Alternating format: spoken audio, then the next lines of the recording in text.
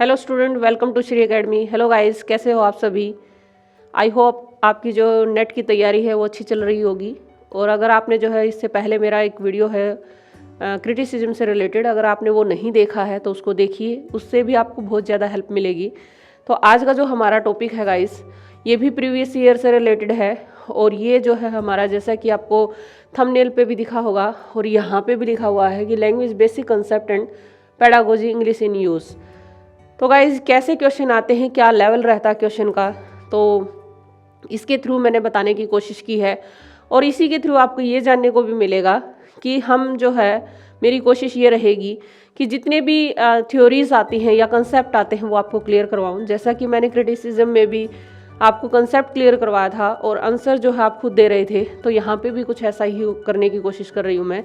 तो लेते हैं फर्स्ट क्वेश्चन। मैं सिर्फ आपको जो है कंसेप्ट क्लियर करवाऊंगी और आपको जो है अपना आंसर खुद सिलेक्ट करना है। तो हमारे पास फर्स्ट क्वेश्चन है guys, usage in you have missed the mystery lectures is an example of. तो ये कह रहा है कि you have missed the mystery lecture, ये एक सेंटेंस दिया है और इसके अंदर जो है एग्जाम्पल है। ये कह रहा है कि ये किस चीज़ के एग्जाम्पल है, यानी ये जो नीचे टर्म दी गई है इसमें से ये किस चीज़ का एग्जाम्पल है।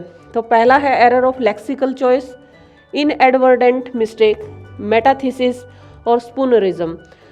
तो गाइस हमें जो है, यानी हमारी जो पेडागोजी होती है या इंग्लिश से बेसिक चीज़ें होती है वो इसी तरह के क्वेश्चन पे आते हैं। तो पहले क्या होता है कि हमें चारों ऑप्शन का पता होना चाहिए, तभी हम निकाल सकते हैं। तो पहले लेते हैं वन बाय वन जो है ऑप्शन को डिटेल से लेते हैं। तो error of lexical choice, lexical का मीनिंग होता है गाइस वर्ड। लेक्सिकल का मीनिंग होता है वर्ड। तो जो वर्ड से रिलेटेड जो है, यानी आप जो है वर्ड्स को चूज करते हुए, उसकी चॉइस करते हुए आप एरर बना दें। तो इसका मतलब ये है कि मान लीजिए आपको इफेक्ट यूज़ करना था और आपने जो है अफेक्ट यूज़ कर दिया, यानी ये जो है वर्ड में ही पूरे में मिस्टेक आ गई है। तो इसको बोलते हैं लेक्सिकल चॉइस एरर।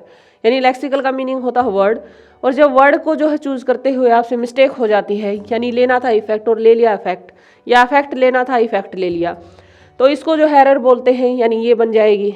एडवर्डेंट मिस्टेक क्या होती है, मिस्टेक तो आपको पता ही है, गलती होती है, जैसे यहाँ पे एरर। तो ये कह रहा है कि जब आप कोई मिस्टेक कर रहे हो, यानी आप जो है आपको पता भी नहीं चलता और आपसे किसी टाइप की मिस्टेक हो जाती है। एडवर्डेंट का मतलब कह लीजिए इररिलेवेंट जो मिस्टेक होती है, तो उसको बोलते हैं। यानी आपको पता नहीं चलता है आप कर क्या रहे हो, कोई दूसरा ही बताए कि आपसे क्या हो गया। अब मेटाथीसिस, तो ये होता है, तो नेक्स्ट पॉइंट हमारा आ गया मेटाथीसिस।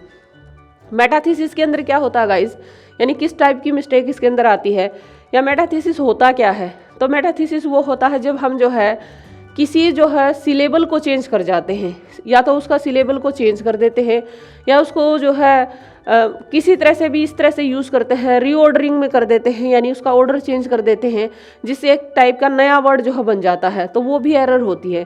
या अब ये कैसा होता है या क्या होता है, तो इसके अंदर जो है हम ऐसे कह सकते हैं, मान लीजिए हमें यूज़ करना है कैवलरी और इसकी जगह हम जो है कैलवरी यूज़ कर दे, यानी इससे क्या है, इसमें क्या होता है मेटाथीसिस के अंदर सिलेबल चेंज कर दिया है। और नॉर्मली जो है ये जो मिडिल सिलेबल होता है इसको हम चेंज कर जाते हैं। तो यहाँ पे वर्ड था कैवलरी और उसको हमने जो है कैलवरी जो है उसको प्रोनाउंशिएट कर दिया है। वैसे तो सारी जो है ये प्रोनाउंसिएशन की ही मिस्टेक होती हैं, या जो है जैसे ये जो है हमारा वर्ड की मिस्टेक हो गई, तो ये नॉर्मली जो है प्रोनाउंसिएशन की मिस्टेक होती है, यानी सिलेबल को चेंज कर देते हैं हम। तो ये जो है मेटाथीसिस होता है।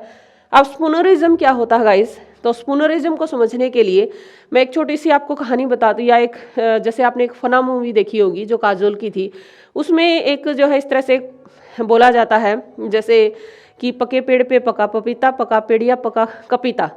तो देखो गाइस, जब आप इसको फटाफट बोलते हैं ना, तो आपके मुंह से जो है क्या निकला, अब जैसे मेरे मुंह से ही क्या निकला, कपीता। तो एक्चुअल में क्या होना चाहिए, वो था कि पके पेड़ पे पका पपीता, पका पेड़िया पका कपीता। तो ये जो जब हम प्रोनाउंशिएट करते हैं, यानी हम बोलते हैं, तो हमारे जो है, जैसे मुझे भी जो है, मैंने क्या बोला कपीता, और बोलना था मुझको क्या, पपीता।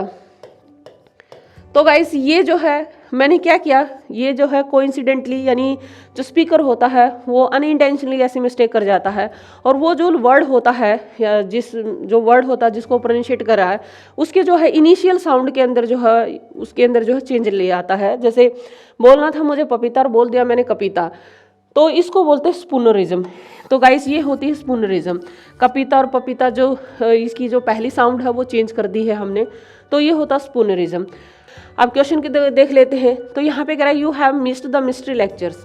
तो ये कह रहा है कि मिस्ट्री लेक्चर जो है आपने मिस कर दिया। तो यहाँ एक्चुअल में क्या होता है, मिस्ड लिखा हुआ है, सॉरी हिस्ड लिखा हुआ है, और ये जो है वर्ड क्या होना चाहिए था, मिस्ड होना चाहिए था।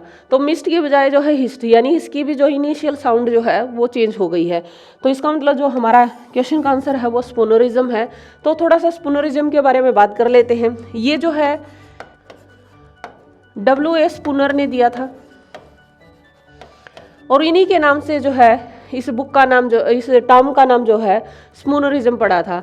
तो ये जो है एक टाइप का स्लिप ऑफ टंग होता है, जब आपकी जो है स्लिप टंग हो जो टंग है वो स्लिप हो जाती है, और ये सब कुछ अनइंटेंशनली होता है। तो गाइज इसी को बोलते हैं स्पूनरिज्म, और हमारी ये जो मिस्टेक है या एरर है वो स्पूनरिज्म की है। तो जैसे कई बार हम जो है मान लीजिए ऐसे बोले लॉन्ग रोड, तो इसको आप जैसे वर्ड है लॉन्ग रोड, कई बार जो है अगर बार बार हमें बोलना पड़ जाए तो हम जो है लॉन्ग रोड की बजाय रॉन्ग लोड भी बोल सकते हैं। यानी जो है बोलना चाहते थे हम लॉन्ग रोड और बोल गए रॉन्ग लोड। तो ये जो है इस तरह से हमारी इनइंटेंशनली जो है हमारी स्लिप ऑफ टंग हो जाता है। तो इसको बोलते हैं स्पूनरिज्म। तो आई थिंक आपको ये क्लियर हो गया होगा। अब नेक्स्ट क्वेश्चन की तरफ चलते हैं। The set of inflected form taken by a single word is.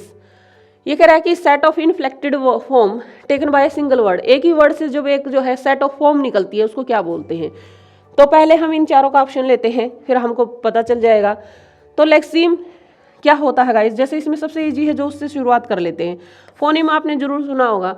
Phone का मीनिंग क्या होता है गाइस, साउंड होता है, यानी जो साउंड से रिलेटेड हो। फोनिम होता है जो है एक यूनिट, सबसे छोटी जो यूनिट होती है किसी स्पीच की, उसको जो है साउंड, उसको जो है फोनिम बोला जाता है। यानी किसी स्पीच की जो सबसे छोटी यूनिट होती है, जैसे जिसको हम ध्वनि कहते हैं हिंदी में, वो जो फोनिम होता है। तो जो है फोनिम जो है किससे रिलेटेड हो गया, साउंड से रिलेटेड हो गया। अब मॉर्फीम क्या होता है गाइस, मॉर्फीम का मीनिंग होता है वर्ड होता है, या जैसे हिंदी में हम बोलते हैं शब्द। तो जैसे आपने सुना होगा मॉर्फोलॉजी, स्टडी ऑफ वर्ड्स को जो है मॉर्फोलॉजी बोला जाता है। तो यानी ये जो है मॉर्फीम का मीनिंग होता है शब्द, और फोनीम का मीनिंग होता है वो जो है ध्वनि कह लीजिए, हिंदी में इसको बोलते हैं। तो वो जो है स्पीच की सबसे जो छोटी यूनिट होती है उसको बोला जाता है। अब हमारे पास दो रह गए, क्योंकि ये नॉर्मली आपने पहले सुने होंगे इसलिए मैंने इनको पहले ले लिया। लेक्सीम क्या होता है गाइस, इसको देखते हैं पहले। लेक्सीम क्या होता है, तो गाइस लेक्सीम का मीनिंग होता है जब हमारे जो है सेट ऑफ फॉर्म होती हैं taken out from a single word, root word. तो ये कह रहा है कि जब किसी सिंगल रूट वर्ड से आप उसकी सेट ऑफ फॉर्म निकालते हो किसी वर्ड की, उसको जो है हम लेक्सीम को बोलते हैं। जैसे कोई रूट वर्ड है हमारे पास, तो रूट वर्ड में क्या क्या आ जाता है, जैसे कोई एक भी वर्ड है, जैसे रन ले लेते हैं, तो रन है, इसी की सेकंड फॉर्म जो है रैन होगी, और इसी की जो है रन हो जाएगी, यानी सेकंड थर्ड फॉर्म। या अगर रनिंग आप यूज़ करना चाहते हैं तो जो है रनिंग भी जो है इसी से निकला हुआ वर्ड है। तो ये form of A set of form है, किसी एक वर्ड से निकली हुए ये सारे वर्ड हैं। तो इसको जो है हम क्या बोलते हैं, लेक्सीम बोलते हैं। मॉर्फीम के अंदर जो भी रूट वर्ड होता है गाइस, लेकिन रूट वर्ड के अलावा इसमें प्रीफिक्स होता है, सफिक्स होता है, ये होते हैं। ये जो है जैसे हम एक वर्ड ले लेते हैं, जैसे उससे आपको क्लियर हो जाएगा। जैसे अग्री है, अग्री के आगे अगर हम डिस लगा दें तो ये डिसअग्री हो गया। यानी जो है ये जो है मॉर्फीम है। मॉर्फीम यानी कि एक वर्ड के आगे फिक्स या प्रीफिक्स लगने से एक नया वर्ड तैयार होता है। लेकिन अगर आप ये कहें अग्रीड होना, तो अग्रीड जो है इसी वर्ड से निकले हुए वर्ड है, ये सेट ऑफ फॉर्म है एक सिंगल वर्ड से, रूट वर्ड से निकले हुए, तो इसको बोलते हैं लेक्सीम। तो आई थिंक ये दो आपको क्लियर हो गए होंगे। आप कहे सिमीम क्या होता है, सिमीम एक टाइप का ये होता है गाइस, आप इसको सिंपल लैंग्वेज में समझना चाहते हो तो एक टाइप का वन वर्ड सब्स्टिट्यूशन होता है। ये वन वर्ड सब्स्टिट्यूशन का मतलब ये होता है कि एक वर्ड वही है, इसमें जो है एनालिसिस और सिंथेसिस करते हैं, यानी एक वर्ड को अगर एक्सप्लेन करें तो वो वन वर्ड सब्स्टिट्यूशन की एक डेफिनेशन बन जाएगी और उस डेफिनेशन को एक वर्ड में भी हम कन्वर्ट कर सकते हैं। तो सिमिम कहीं ना कहीं ये होते हैं। जैसे हम यूँ कहें ट्रायंगल है एक वर्ड हमारे पास, तो ट्रायंगल है एक, तो ये कहें, और फिर हम ये कहें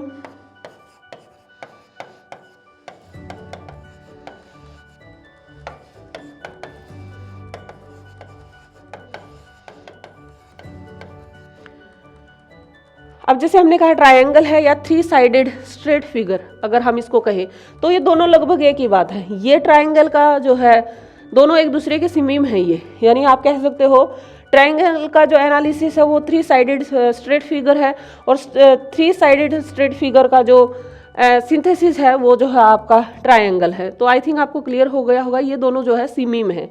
तो हमारे पास जो क्वेश्चन आया है उसकी बात कर लेते हैं। तो चारों टर्म आपको जो है क्लियर हो गई होंगी। तो हमारा क्वेश्चन है the set of inflected forms taken by single word, यानी एक ही वर्ड से निकलने वाली सेट ऑफ फॉर्म जो है वो उसको क्या कहते हैं। तो गाइज उसको क्या कहते हैं, तो लेक्सिम बोलते हैं, यानी इसका आंसर जो है वो फर्स्ट होगा। लेक्सिम जो है यही होता है। तो आई थिंक अब क्लियर होगा। अब नेक्स्ट क्वेश्चन की तरफ चलते हैं।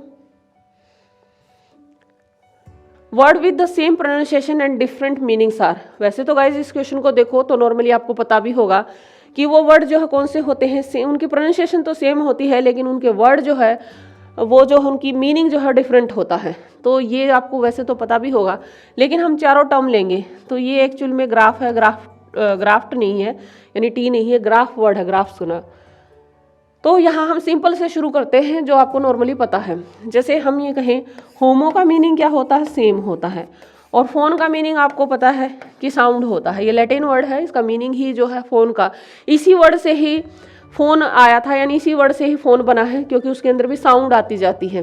तो फ़ोन का जैसे फ़ोन का मीनिंग ही साउंड होता है, तो इसका मीनिंग है होमोफोन वो वर्ड्स होते हैं जिनकी जो है स्पेलिंग, अब थोड़ा सा इसको समझना है, जिनकी स्पेलिंग जो है वो सेम हो भी सकती है और नहीं भी हो सकती है, लेकिन उनकी प्रोनाउंसिएशन जो है, लेकिन उनके मीनिंग डिफरेंट होते हैं और उनकी जो प्रोनाउंसिएशन जो है वो सेम होती है। यानी होमो मतलब सेम और फोन मतलब साउंड, जिनकी साउंड सेम होगी चाहे उनकी स्पेलिंग सेम हो या जो है डिफरेंट हो, लेकिन उनका मीनिंग जो है डिफरेंट होगा, तो उसको होमो जो है फोन बोलते हैं। जैसे हम एक ये वर्ड लेते हैं, जैसे देयर है और एक ये देयर है हमारे पास, तो ये जो है दोनों के जो राइटिंग है यानी जो इनकी स्पेलिंग है वो भी डिफरेंट है, लेकिन इनकी प्रोनाउंसिएशन सेम है, इनके मीनिंग भी डिफरेंट है, तो ये भी जो है क्या है, होमोफोन है। अब एक और वर्ड ले लेते हैं, जैसे बाघ है, तो एक और बाघ ले लेते। हम दोनों वर्ड को बात करें तो ये बाघ का मीनिंग जो है क्या है, ये एक का मीनिंग जो है जैसे जो साउंड होती है, डॉग की साउंड होती है उसको बाघ बोलते हैं। एक जो है होता है जो किसी पेड़ की छाल को बोला जाता है, तो इनकी जो है स्पेलिंग भी सेम है, यानी ये जो है होमोग्राफ भी है। ग्राफ का मीनिंग राइटिंग होता है गाइज, और जो है इनकी प्रोनाउंसिएशन भी सेम है, लेकिन जो है इनके जो है क्या नहीं है, इनके मीनिंग डिफरेंट है। तो हमें मतलब है कि होमोफोन किसको कहते हैं, जिनकी साउंड जो है एक जैसी होती है लेकिन मीनिंग जो है डिफरेंट, और स्पेलिंग में वो सेम भी हो सकते हैं और डिफरेंट भी हो सकते हैं। अब हम यहाँ पे सेकंड को लेते हैं, होमोग्राफ। ग्राफ का मीनिंग जो है गाइस, ग्राफ का जो मीनिंग होता है वो जो है राइटिंग होता है। ग्राफ का मीनिंग जो है क्या होता है, राइटिंग होता है। जैसे फोन का मीनिंग साउंड होता है, ग्राफ का मीनिंग जो है राइटिंग होता है। तो जैसे आपने सुना होगा कैकोग्राफर जो है, कैलीग्राफर, तो ये ग्राफ वर्ड जो आता है इसका मीनिंग ही राइटिंग होता है। तो आप जब इसको देखेंगे तो होमोग्राफ यानी होमो का मतलब सेम होता है और ग्राफ का मीनिंग राइटिंग होता है। तो ये कह रहा है कि जिनकी जो है राइटिंग सेम होती है, जिनकी जो है स्पेलिंग सेम होती है, अब उनकी प्रोनाउंसिएशन सेम भी हो सकती है और नहीं भी हो सकती है। जैसे अगर हम यहाँ पे एग्जांपल देखें तो बाघ है और बार्क है, जैसे इसकी जो स्पेलिंग होती है वो जो है स्पेलिंग सेम है, अब इनकी प्रोनाउंसिएशन सेम हो भी सकती है और जो है नहीं भी हो सकती है। तो ये जो है किसके अंदर, जैसे रो वर्ड होता है एक, और एक रो वर्ड होता है, तो जो है रो लाइन भी होता है और जो है रो कच्चा भी होता है, तो रो मटेरियल होता है, हालांकि उसकी स्पेलिंग जो अलग होती है। यहाँ पे नेक्स्ट पे आ जाते हैं, होमोनिम्स क्या होते हैं। तो होमोनिम्स होते हैं गाइज जो होमोफोन भी हो, कोई वर्ड जो होमोफोन भी है और जो है होमोग्राफ भी है। ये कह सकते हैं या तो वो होमोफोन है या होमोग्राफ है, या फिर जो है वो बोथ है, तो वो होमोफिन्स होते हैं। यानी एक होमोफोन जो है होमोनीम्स भी होता है, और एक होमोग्राफ जो है वो भी होमोनीम्स होता है। यानी ये कह सकते हो कि जो है मेन जो है इन दोनों का होमोनीम्स के अंदर से ही जो है क्या निकलते हैं, होमोफोन निकलता है और जो है होमोग्राफ निकलता है। तो आई थिंक आपको ये क्लियर होगा, ये इसी में से निकले हुए हैं, वो दोनों भी जो हो सकते हैं और वो जो है एक भी हो सकता है। तो ये क्लियर होगा अब आपको। तो हम यहाँ पे बात करें होमोलॉग्स की। नेक्स्ट जो हमारा है होमोलॉग्स क्या होते हैं। अगर हम ये बात करें कि होमोलॉग्स क्या होता है, तो होमोलॉग्स होता है गाइस, जैसे जो है ऊपरी तौर पे तो एक जैसे दिखाई नहीं देते, लेकिन उनका फंक्शन जो है वो सेम होता है, तो उसको जो है बोलते हैं होमोलॉग्स। जैसे इसको आप इस एंगल से समझ सकते हो कि जैसे हम ह्यूमन बीइंग का जो हैंड होता है, और वह जो काम ह्यूमन बीइंग अपने हैंड से करता है, यानी जो फंक्शन उसका होता है, एक बर्ड के जो विंग होते हैं उनका फंक्शन भी सेम होता है। और ये कहते हैं कि घोड़े का जो अगले पैर होते हैं, जो उसके सामने वाले पैर होते हैं, उनका भी फंक्शन वही होता है जो ह्यूमन बीइंग के जो है हाथों का होता है। तो वो बिल्कुल देखो, जो काम ह्यूमन बीइंग, अब आप सोचोगे कि जो काम सारे ह्यूमन बीइंग हाथ से करता है, क्या वही जो है घोड़ा कर सकता है, क्या वो बर्ड जो है अपने विंग से कर सकते हैं? तो कहीं ना कहीं मतलब कि अब उनको खाना तो बनाना नहीं है, तो जो काम उनके लिए बना है, तो इसका मतलब ये है कि ये फंक्शनल लेवल पे एक जैसे है, यानी कि ये दिखाई एक जैसे नहीं देते हैं, लेकिन ये फंक्शनल वाइज जो है एक जैसे होते हैं। तो आई थिंक आपको क्लियर हो गया होगा। नेक्स्ट है which pair of linguistic in the following list associated with speech acts. तो ये कह रहा है कि स्पीच एक्ट की थ्योरी क्या है। सीधा सीधा अगर हम इसकी बात करें तो स्पीच एक्ट की थ्योरी क्या है और किसने दी है, क्योंकि ये दो राइटर के नाम पूछे इन्होंने। तो पहले हम इसकी बात करते हैं स्पीच एक्ट थ्योरी होती क्या है। तो गाइस, स्पीच यानी कि बोलना और एक्ट मतलब एक्शन। ऐसे वर्ड जिससे, यानी ऐसा अटरनेस, ऐसे वर्ड का अटरनेस यानी कि उच्चारण, ऐसे वर्ड का उच्चारण जिसको बोलते हैं तो आप उसमें एक्शन नजर आता है।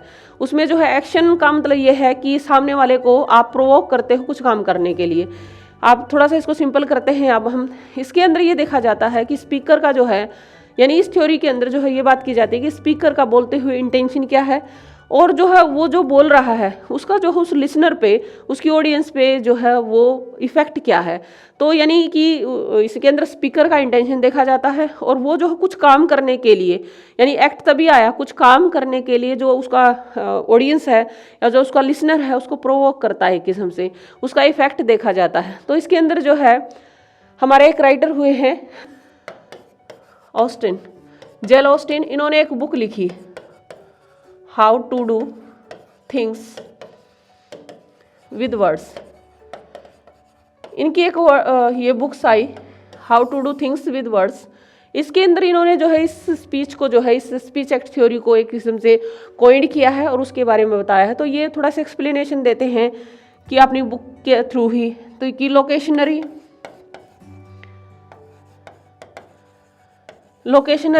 स्पीच एक्ट थ्योरी होती है, और जो है इलोकेशनरी होती है, और प्री लोकेशनरी होती है। ये जो है इस टाइप से तीन चीज़ों में इसको डिवाइड करते हैं। और इसके अंदर जो स्पीकर होता है वो कैसे वर्ड बोलता है या कैसे सेंटेंसेस बोलता है। जैसे इसके अंदर क्या होता है, एडवाइस भी हो सकती है, इसके अंदर जो है वार्निंग भी हो सकती है, प्रॉमिसिंग भी हो सकता है। तो कोई भी ऐसा वर्ड, ऐसा सेंटेंसेस जो एक स्पीकर जो है बोलते हैं उसका इंटेंशन क्या है, और वो कहीं ना कहीं जो है उस एक्शन के लिए जो है जो लिसनर है उसको प्रोवोक करता है, उसको थोड़ा सा ये कहेंगे एनकरेज करता है, मोटिवेट करता है कुछ काम करने के लिए। मोटिवेट का, एनकरेज का, प्रोवोक का मतलब ये नहीं है गाइस कि वो किसी चीज़ को लड़ने झगड़ने के लिए। जैसे आप मान लीजिए किसी को कह रहे हैं, यानी स्पीकर कहता है पास दिस सोल्ट, तो इसका मतलब ये है कि जो स्पीकर है उसका इंटेंशन है कि भाई वो जो है, जो लिसनर है उस सोल्ट को पास कर दे। तो यानी कि ये सुन के जो है ऐसा नहीं है कि वो गर्दन हिलाएगा खाली, जो लिसनर है वो कुछ एक्शन में आएगा, उसके पास जो सोल्ट है तो वो उसको पास करेगा। इसका मतलब ये है कि उसको एक्शन में लेके आएगा। तो इसी तरह से ये कैटेगरी बनाई हुई है, लोकेशनरी, लोकेशनरी, प्री लोकेशनरी। तो गाइस ये जो है बुक आई थी, इसी के थ्रू जो है ये टर्म भी आई थी। अब इसी के वर्क को जो है, इसी थ्योरी को, इसी टर्म को जो है एक दूसरे राइटर आते हैं, वो उनका नाम है जॉन सिरल ये कहीं ना कहीं एक बार तो इसका अल्टरनेटिव देते हैं, लेकिन कुछ क्रिटिक्स कहते हैं कि इसी थ्योरी को आगे बढ़ाते हैं, वो भी थोड़ा बहुत चेंज करके इन्हीं थ्योरीज को, इन्हीं टर्मिनोलॉजी को जो है वो और ज़्यादा एक्सप्लेन करते हैं। तो गाइज आई थिंक आपको क्लियर हो गया होगा ये क्या होते हैं। अब हमारे क्वेश्चन की जो है अगर हम देखें कि इसके अंदर जो है कौन सा आंसर बनेगा, तो आपको क्लियर हो गया होगा J.L. ऑस्टिन और जॉन जो है सिरले, ये जो है बी जो है इसका आंसर रहेगा। नेक्स्ट क्वेश्चन की बात करें अगर हम, arrange in the right sequence the following stages of a child's first language acquisition. अब देखो यहाँ पे कह रहा है कि फर्स्ट लैंग्वेज एक्विजिशन के अंदर जो है एक चाइल्ड की क्रोनोलॉजिकल स्टेप्स क्या क्या होते हैं, उसकी सीक्वेंस क्या क्या होती है। तो फर्स्ट लैंग्वेज एक्विजिशन क्या होता है गाइस, यहाँ सेकंड की बात नहीं हो रही है, फर्स्ट की ही हो रही है। यानी एक बच्चा है उसकी जो मदर टंग है वो उसको कैसे सीखता है ये पूछ रहा है। तो फर्स्ट लैंग्वेज एक्विजिशन का मीनिंग होता है ग्रहण करना, तो किसी चीज़ को एक्वायर करना। एक बच्चा जो है, जैसे हमारे कई राइटर हैं जिन्होंने कहा, जैसे जॉन लॉक है, उन्होंने कहा कि जो बच्चा है वो एक टबुला रासा है। टबुला रासा जो उसका माइंड है, क्योंकि वो कोरी स्लेट है एक किस्म से, जो आप उसको लिखना चाहें उस पर लिख सकते हैं। यानी कि जो है पहले से ही कुछ भी नहीं आता, लैंग्वेज जो है बाद में सीखी जाती है। तो इसका एग्जाम्पल मैंने क्रिटिसिज्म में भी कहा कि अगर एक बच्चा जो है किसी गाँव में पैदा होता है, आप उसको जो है ऐसे कंट्री में भेज दीजिए पैदा होते ही कि जहाँ पे जो है मतलब इंग्लिश बोली जाती हो, तो वो बच्चे को कभी पता ही नहीं चलेगा कि उसकी मदर टंग कौन सी थी। तो वो उसकी मदर टंग जो है क्या हो जाएगी, वो इंग्लिश ही हो जाएगी। तो कहीं ना कहीं यानी फर्स्ट लैंग्वेज वो है जो उसको वो अपने एनवायरनमेंट से सीखता है। तो वो कोई भी लैंग्वेज हो सकती है, वो हिंदी, इंग्लिश, तमिल, तेलुगु कुछ भी हो सकती है। तो गाइस अब यहाँ पे कह रहा है कि एक बच्चा जो है अपनी फर्स्ट लैंग्वेज को कैसे एक्वायर करता है, वो जो है किस किस स्टेप के थ्रू जाता है। तो यहाँ पे जो है इसकी क्रोनोलॉजी बतानी है आपको, इसके स्टेप बताने हैं। तो हमें पहले ये पता होना चाहिए ये होते क्या हैं। तो होलोफ्रेस्टिक जो टर्म है सबसे पहले, तो होलोफ्रेस्टिक क्या होती है, तो इसको जो है वन वर्ड जो है थ्योरी भी कह सकते हैं। यानी जब बच्चा जो है एक वर्ड का यूज़ करना शुरू कर देता है, जैसे माँ, पापा, मम्मा, दादा, इस तरह के, मामा है, इस तरह के, यानी एक वर्ड का यूज़ करता है वो। और वो जो है ये स्टेज जो है उसके फ्लुएंट होने से पहले की स्टेज है। यानी बच्चा जो है अभी एक वर्ड का यूज़ कर रहा है, तो ये जो होलोफ्रेस्टिक होता है बच्चा। तो बैबलिंग क्या होता है, जैसे कहते हैं ना बबलिंग करना, तो जैसे वो बच्चा जो है थोड़ी थोड़ी साउंड को समझने लग जाता है, थोड़ा सा मतलब कि ऐसी साउंड निकालना जिसमें थोड़ा सा वर्ड का मिक्सचर हो लेकिन वर्ड भी नहीं आ रहा है, तो उसको जो है बबलिंग बोलते हैं। अब टेलीग्राफिक स्पीच क्या होता है गाइस, टेलीग्राफिक स्पीच का मतलब होता है सेंटेंस। यानी बच्चा आप जो है सेंटेंस बोलने शुरू कर देता है, लेकिन उसके सेंटेंस जो है ग्रामेटिकली सही नहीं होते हैं, वो टुकड़ों में कहीं, जैसे अगर हम ये कहें ग्रामेटिकली का, उनको पता नहीं होता कि भाई मैं इस वर्ड को आगे रखूँ, इसको वर्ड को पीछे रखूँ, तो जैसा उसको समझ में आता है। लेकिन वो जो है अब मोर देन वन वर्ड का यूज़ करने शुरू कर देता है, तो उसको बोलते हैं, यानी एक टाइप का उसकी तरफ से वो सेंटेंस है लेकिन ग्रामेटिकली सही नहीं है वो, तो उसको बोलते हैं टेलीग्राफिक स्पीच। अब कूइंग क्या होता है गाइस, तो इसके अंदर जो है जो कूइंग जो की जाती है, इसके अंदर जो है बच्चा रोने के अलावा जो थोड़ी बहुत साउंड निकालता है उसको जो है कूइंग बोला जाता है। यानी कि वो जो है यहाँ पे जो सब बबलिंग करता है, तो उसकी बबलिंग में, उसकी साउंड में जो है कहीं ना कहीं वर्ड का इनपुट आ जाता है। लेकिन कूइंग में जो है सिर्फ जो है वो एक तो साउंड के ऊपर रिएक्ट करता है, दूसरा जो है रोने के अलावा जो है दूसरी साउंड अलग अलग तरह के निकालने की कोशिश करता है वो। तो अगर आई थिंक अब आपको क्लियर हो गया होगा, तो इसके अंदर जो सीक्वेंस बनेगी, सबसे पहले क्या करेगा, कूइंग करेगा, उसके बाद जो है बबलिंग की तरफ जाएगा यानी बी हो जाएगा, फिर जो है ए आ जाएगा, उसके बाद जो है सी आ जाएगा। तो ये सीक्वेंस बनेगी गाइज इसकी, कि शुरुआत कहाँ से होती है जब बच्चा एक लैंग्वेज को एक्वायर करता है। तो कूइंग से शुरू होता है, फिर बबलिंग की तरफ आता है, यानी थोड़ी थोड़ी साउंड समझनी शुरू की, फिर ऐसे साउंड बोलेगा जिसके अंदर वर्ड शामिल हो थोड़ा बहुत, मतलब पूरा वर्ड नहीं आएगा लेकिन बोल रहा है थोड़ा सा, उसके बाद एक वर्ड की तरफ जाएगा, फिर जो है सेंटेंस जो ग्रामेटिकली सही नहीं है उसकी तरफ जाएगा। तो डी बी ए सी। तो गाइस ये जो है डी, ये है, ये आंसर बन गया हमारा डी बी ए सी, ये इसका आंसर होगा। तो गाइस चलते हैं अब जो है नेक्स्ट क्वेश्चन की तरफ। Which of the following are books by Noam Chomsky. Noam Chomsky का बड़ा नाम है गाइस लिंग्विस्टिक के अंदर। इन्होंने ग्रामर से रिलेटेड बहुत जो है थ्योरीज दी है, ट्रांसफॉर्मेशनल ग्रामर थ्योरी इनकी आती है, लैड थ्योरी इन्होंने दी है, तो बहुत ज़्यादा काम किया। डीप स्ट्रक्चर और जो सरफेस स्ट्रक्चर की जो थ्योरी है वो भी इनकी ही है।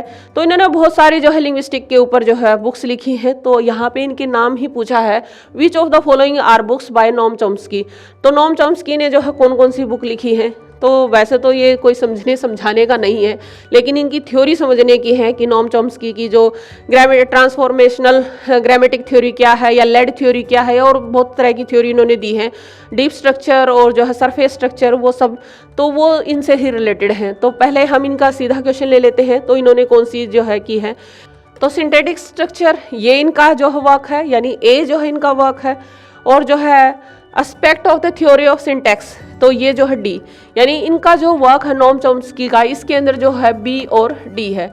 अब यहाँ पे हम बात कर लेते हैं verbal learning and verbal behaviour. ये आपने सुना होगा गाइस, ये आपने जो है जब आप साइकोलॉजी से रिलेटेड कुछ भी पढ़ा होगा आपने, तो आपको पता होगा वर्बल लर्निंग और वर्बल बिहेवियर ये B.F. स्किनर की है गाइस, B.F. स्किनर की। और जो है लैंग्वेज सोसाइटी है Andrew Simpson. The pragmatic of politeness ये है गाइस जोफ्री लीच की। तो ये जो है इनके राइटर हैं, और ये सिंपली आपको जो है इनके बुक्स वगैरह का नाम पता होना चाहिए था और किस राइटर की है। तो ये जो है इसका आंसर रहेगा ए और डी, यानी नोम चॉम्स्की की हमारे पास दो है, सिंथेटिक स्ट्रक्चर और aspect of the theory of syntax. Which one of this statement defines the scope of semiotics. Semiotics क्या होता है? सिमियोटिक्स का मीनिंग होता है गाइस साइन सिंबल, ये होता है सिमियोटिक। यानी अगर आपको ये मीनिंग ही पता था सिंबल्स, तो अगर ये मीनिंग ही पता है आपको तो ये क्वेश्चन बहुत इजी है आपके लिए।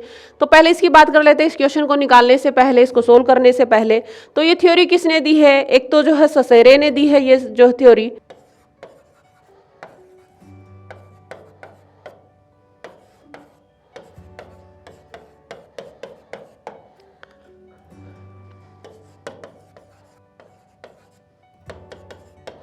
फर्डिनांड डी ससेरे और जॉन लॉक ने ये जो है थ्योरी दी है कि सिमियोटिक्स की साइन और सिंबल। ये क्या होता है? ये कहते हैं कि भाई वैसे तो इनकी थ्योरी बहुत ज़्यादा है, लेकिन हम यहाँ पे अपने क्वेश्चन के पॉइंट ऑफ व्यू से इसको सोल्व कर लेते हैं। तो वैसे तो बड़ा डिटेल का है ये पॉइंट।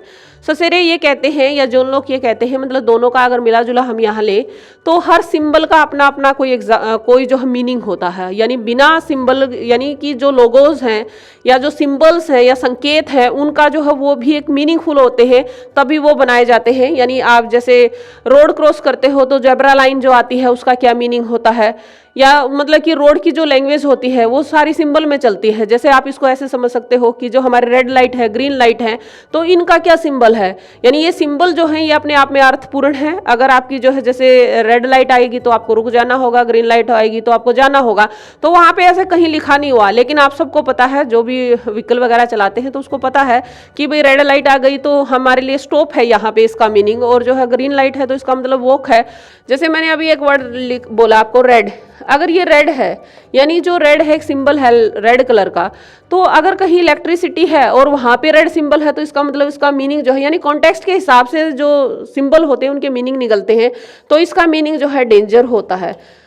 और अगर वहाँ पे अगर इस तरह की कोई खतरे को दिखाएंगे तो रेड सिंबल है, इसका मतलब डेंजर है। वैसे ही भी अगर वैलेंटाइन डे आ जाता है और हम कोई जो है गुलाब का फूल है तो वो जो है लव का जो है सिंबल हो जाता है, यानी जो है वहाँ रेड जो है वो लव का सिंबल हो जाता है। यानी कॉन्टेक्स्ट के हिसाब से जो हमारे सिंबल्स है, सिमियोटिक्स हैं, उनके अर्थ निकलते हैं। तो फर्डिनांड डी ससेरे और जॉन लॉक ने इसके ऊपर बात की है। तो गाइस इसी तरह से हमारे जो संकेत होते हैं बॉडी लैंग्वेज के भी होते हैं, तो वो जो हम बॉडी लैंग्वेज से अपनी संकेत देते हैं, जेस्चर से जो हम संकेत देते हैं, वो भी इनके अंदर आते हैं। यानी हर टाइप का, चाहे वो ह्यूमन बींग से रिलेटेड हो, चाहे नॉन लिविंग से रिलेटेड हो, या किसी और तरह का जो भी कोई सिंबल हो, सभी इसके अंदर आते हैं। जैसे मान लीजिए हम किसी की बात सुन रहे हैं लेकिन हम उससे आई कांटेक्ट नहीं कर पा रहे हैं, या फिर हम जो है उसको इग्नोर करना चाहते हैं, तो हमारी बॉडी लैंग्वेज बताएगी। बेशक हम मुंह से कुछ ना बोले, लेकिन हमारी बॉडी लैंग्वेज बताती है कि सामने वाले को हम इग्नोर करना चाहते हैं। यानी जो है हर टाइप का सिंबल जो है इसके अंदर आ जाता है। तो अब इसके क्वेश्चन को हैंडल करते हैं गाइज, आपको क्लियर हो गया होगा। तो क्या है option? Semiotic studies the sound system of a language. तो सिमियोटिक जो है फर्स्ट जो ऑप्शन बोल रहा है semiotic studies the sound system of a language, तो ये साउंड सिस्टम को स्टडी करती है? नहीं, ये जो है साइंस सिस्टम को जो है स्टडी करती है, साउंड को नहीं करती। Semiotic is study of science system, तो क्या ये जो है साइंस सिस्टम को जो है स्टडी करती है? तो फिर आगे देख लेते हैं एक बार। Semiotic study human science system only, तो ओनली नहीं है यहाँ पे, ह्यूमन को भी करती है और अदर जो साइंस होते हैं उनको भी करती है। जैसे आप कोई लोगो देखो, किसी कंपनी का जो है लोगो देखो, तो वो एक बार अगर आपने देखा तो आप पता चल जाएगा कि भाई ये इस कंपनी का है। या जो है हमारे जैसे ये होते हैं किसी टाइप का भी, किसी इंस्टीट्यूट का, किसी तरह का भी कोई लोगो आप देखते हो तो आपको पता चल जाता है कि ये इस कंपनी से रिलेटेड है पर्टिकुलर। तो वो ह्यूमन साइन को ओनली नहीं है, और यहाँ पे भी यही है कि नॉन ह्यूमन साइन ओनली, तो ओनली की वजह से ये सी और डी नहीं है। अब यहाँ पे हम देख लेते, बाकी ये साउंड है, तो इसका आंसर क्या रहेगा? बी इसका आंसर रहेगा। साइंस सिस्टम को ये स्टडी करता है, चाहे वो आपका जो है ह्यूमन की हो चाहे नॉन ह्यूमन की हो। तो नेक्स्ट क्वेश्चन पे आ जाते हैं गाइज। अब 8th क्वेश्चन है, which of the following statement are applicable to meta language. तो मेटा लैंग्वेज के अंदर क्या है? तो अब आपको ये पता होना चाहिए कि मेटा लैंग्वेज क्या होती है, क्योंकि हम इसकी बात तब भी कर सकते हैं जब हमें जो है इसका बेसिक क्लियर हो कि मेटा लैंग्वेज होती क्या है। तो लैंग्वेज के अंदर जो है जो हम डिस्क्रिप्शन करते हैं एक टाइप का, कोई लैंग्वेज है चाहे वो हिंदी है या इंग्लिश है, कुछ भी है, उसके अंदर हम जब डिस्क्रिप्शन करते हैं एक किस्म से, तो जैसे हम किसी वर्ड को कह देते हैं ये वर्ब है, ये नाउन है, ये एडजेक्टिव है, तो ये जो है इसको हम जो है क्या कहते हैं? Meta language. मतलब ये जो है इसी तरह किसी वर्ड को डिस्क्राइब करना, किसी वर्ड को डिस्क्राइब करना और उसके इस पॉइंट ऑफ व्यू से करना, जैसे वर्ब नाउन एडजेक्टिव एडवर्ब इस टाइप से करना, वो जो है लैंग्वेज होती है। अब जैसे क्या होता है, वो मेटा लैंग्वेज होती है। अब मेटा लैंग्वेज का क्या फंक्शन होता है? ये किसी दूसरी लैंग्वेज को जो है समझने में, मतलब कि अदर लैंग्वेज को समझने में हमारी हेल्प करती है। अब जैसे क्या है कि हमें, जैसे हिंदी से हम इंग्लिश पढ़ते हैं तो हमें पता है हिंदी में क्रिया क्या होती है। तो अगर हमने पहली बार इंग्लिश पढ़ी होगी तो हमने देखा कि वर्ब को हिंदी में क्रिया बोलते हैं, तो हम जो है फिर थोड़ा सा समझ गए होंगे कि भाई इसमें काम होता है तो इसमें भी काम ही होता होगा। अब नाउन को हम हिंदी में संज्ञा बोलते हैं, तो यहाँ पे भी हमें पता चला इंग्लिश से, यानी हमें हिंदी की ग्रामर का पता था उसके जो है मेटा लैंग्वेज से, और जो है हम फिर उस इंग्लिश को भी समझने में हमारी हेल्प हुई है। या फिर हम डायरेक्ट किसी लैंग्वेज को भी समझ सकते हैं। वो डायरेक्ट कैसे समझ सकते हैं? यानी हमें नेटिव लैंग्वेज की भी ज़रूरत नहीं होती है, फिर भी हम दूसरे को समझ सकते हैं। लेकिन कैसे समझेंगे? मेटा लैंग्वेज के थ्रू ही समझेंगे, क्योंकि हमें पता है कि वर्ब का काम क्या होता है, वो एक्शन को दिखाती है। नाउन जो है नेम ऑफ पर्सन प्लेस होता है, तो ये जो है उसके चीज़ों को, इसी तरह से इन चीज़ों के थ्रू हम दूसरी लैंग्वेज को, अदर लैंग्वेज को भी समझ सकते हैं। तो आप इसको ले लेते हैं गाइज, ये क्या बोल रहा है? A technical language which describe the properties of language. तो ये टेक्निकल ही वर्ड है गाइज, ये एक टाइप की टेक्निकल लैंग्वेज है कि भाई ये वर्ब है, नाउन है, तो ये टेक्निकल है जो किसी लैंग्वेज की प्रॉपर्टीज को बताती है, यानी उसके अंदर क्या क्या है, वर्ब है, नाउन है, एडजेक्टिव है, एडवर्ब है, तो क्या चीजें हैं ये, तो वो बताती है। Noun as a first order language, क्या ये फर्स्ट ऑर्डर लैंग्वेज है? नहीं, फर्स्ट ऑर्डर नहीं है, ये उसकी जो है टेक्निकल प्रॉपर्टी है। ये second order language that replace a first order language with metaphors. तो ये कह रहा है कि ये सेकंड ऑर्डर लैंग्वेज है और किसी को चेंज नहीं करती है गाइस ये। और ये कह रहा है कि ये सेकंड ऑर्डर लैंग्वेज, ये सेकंड ऑर्डर लैंग्वेज है गाइस। मेटा लैंग्वेज क्या है कि वो जो है किसी भी लैंग्वेज के अंदर जो है ये टेक्निकल वर्ड होते हैं, और इन्हीं टेक्निकल वर्ड के अंदर इन्हीं की हेल्प से हम अदर लैंग्वेज को भी, उसके ऑर्डर को भी हम अच्छे से समझ सकते हैं। तो इसका आंसर रहेगा, एक तो ए रहेगा और जो है एक डी रहेगा। तो एक बार इसके आंसर देख लेते हैं। हमारा जो ए और डी हमने निकाला है तो वो कहाँ मैच होता है? तो ए और डी, तो ए और डी ये है, यानी सी जो है इसका हमारा आंसर हो जाएगा गाइस। तो अब आगे बढ़ते हैं, 9th क्वेश्चन पे आ जाते हैं। अब 9th क्वेश्चन क्या कहता है? Harry wrote a poem on the mountains. ये सेंटेंस है, Harry wrote a poem on the mountains. Harry जो है पोइम लिखता on the mountain, which two of the following are admissible statement about the above sentence. मतलब आपको इसमें क्या नजर आता है, इस सेंटेंस को पढ़ के आपको क्या नजर आता है? तो ऑप्शन देख लेते हैं और क्लैरिटी आ जाएगी कि क्या पूछ रहे हैं एक किस्म से हमसे। द फर्स्ट ऑप्शन है the sentence is an example of lexical ambiguity.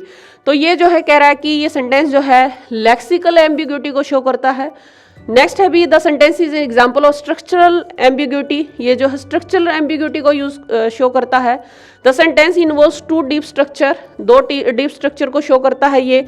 Sentence involves two surface structure. जैसे मैंने आपको बताया ना कि डीप स्ट्रक्चर और जो है जो सरफेस स्ट्रक्चर है ये नोम चॉम्स्की का ही है, तो ये उन्हीं की बुक से लिया गया है, ये पॉइंट वहाँ से है।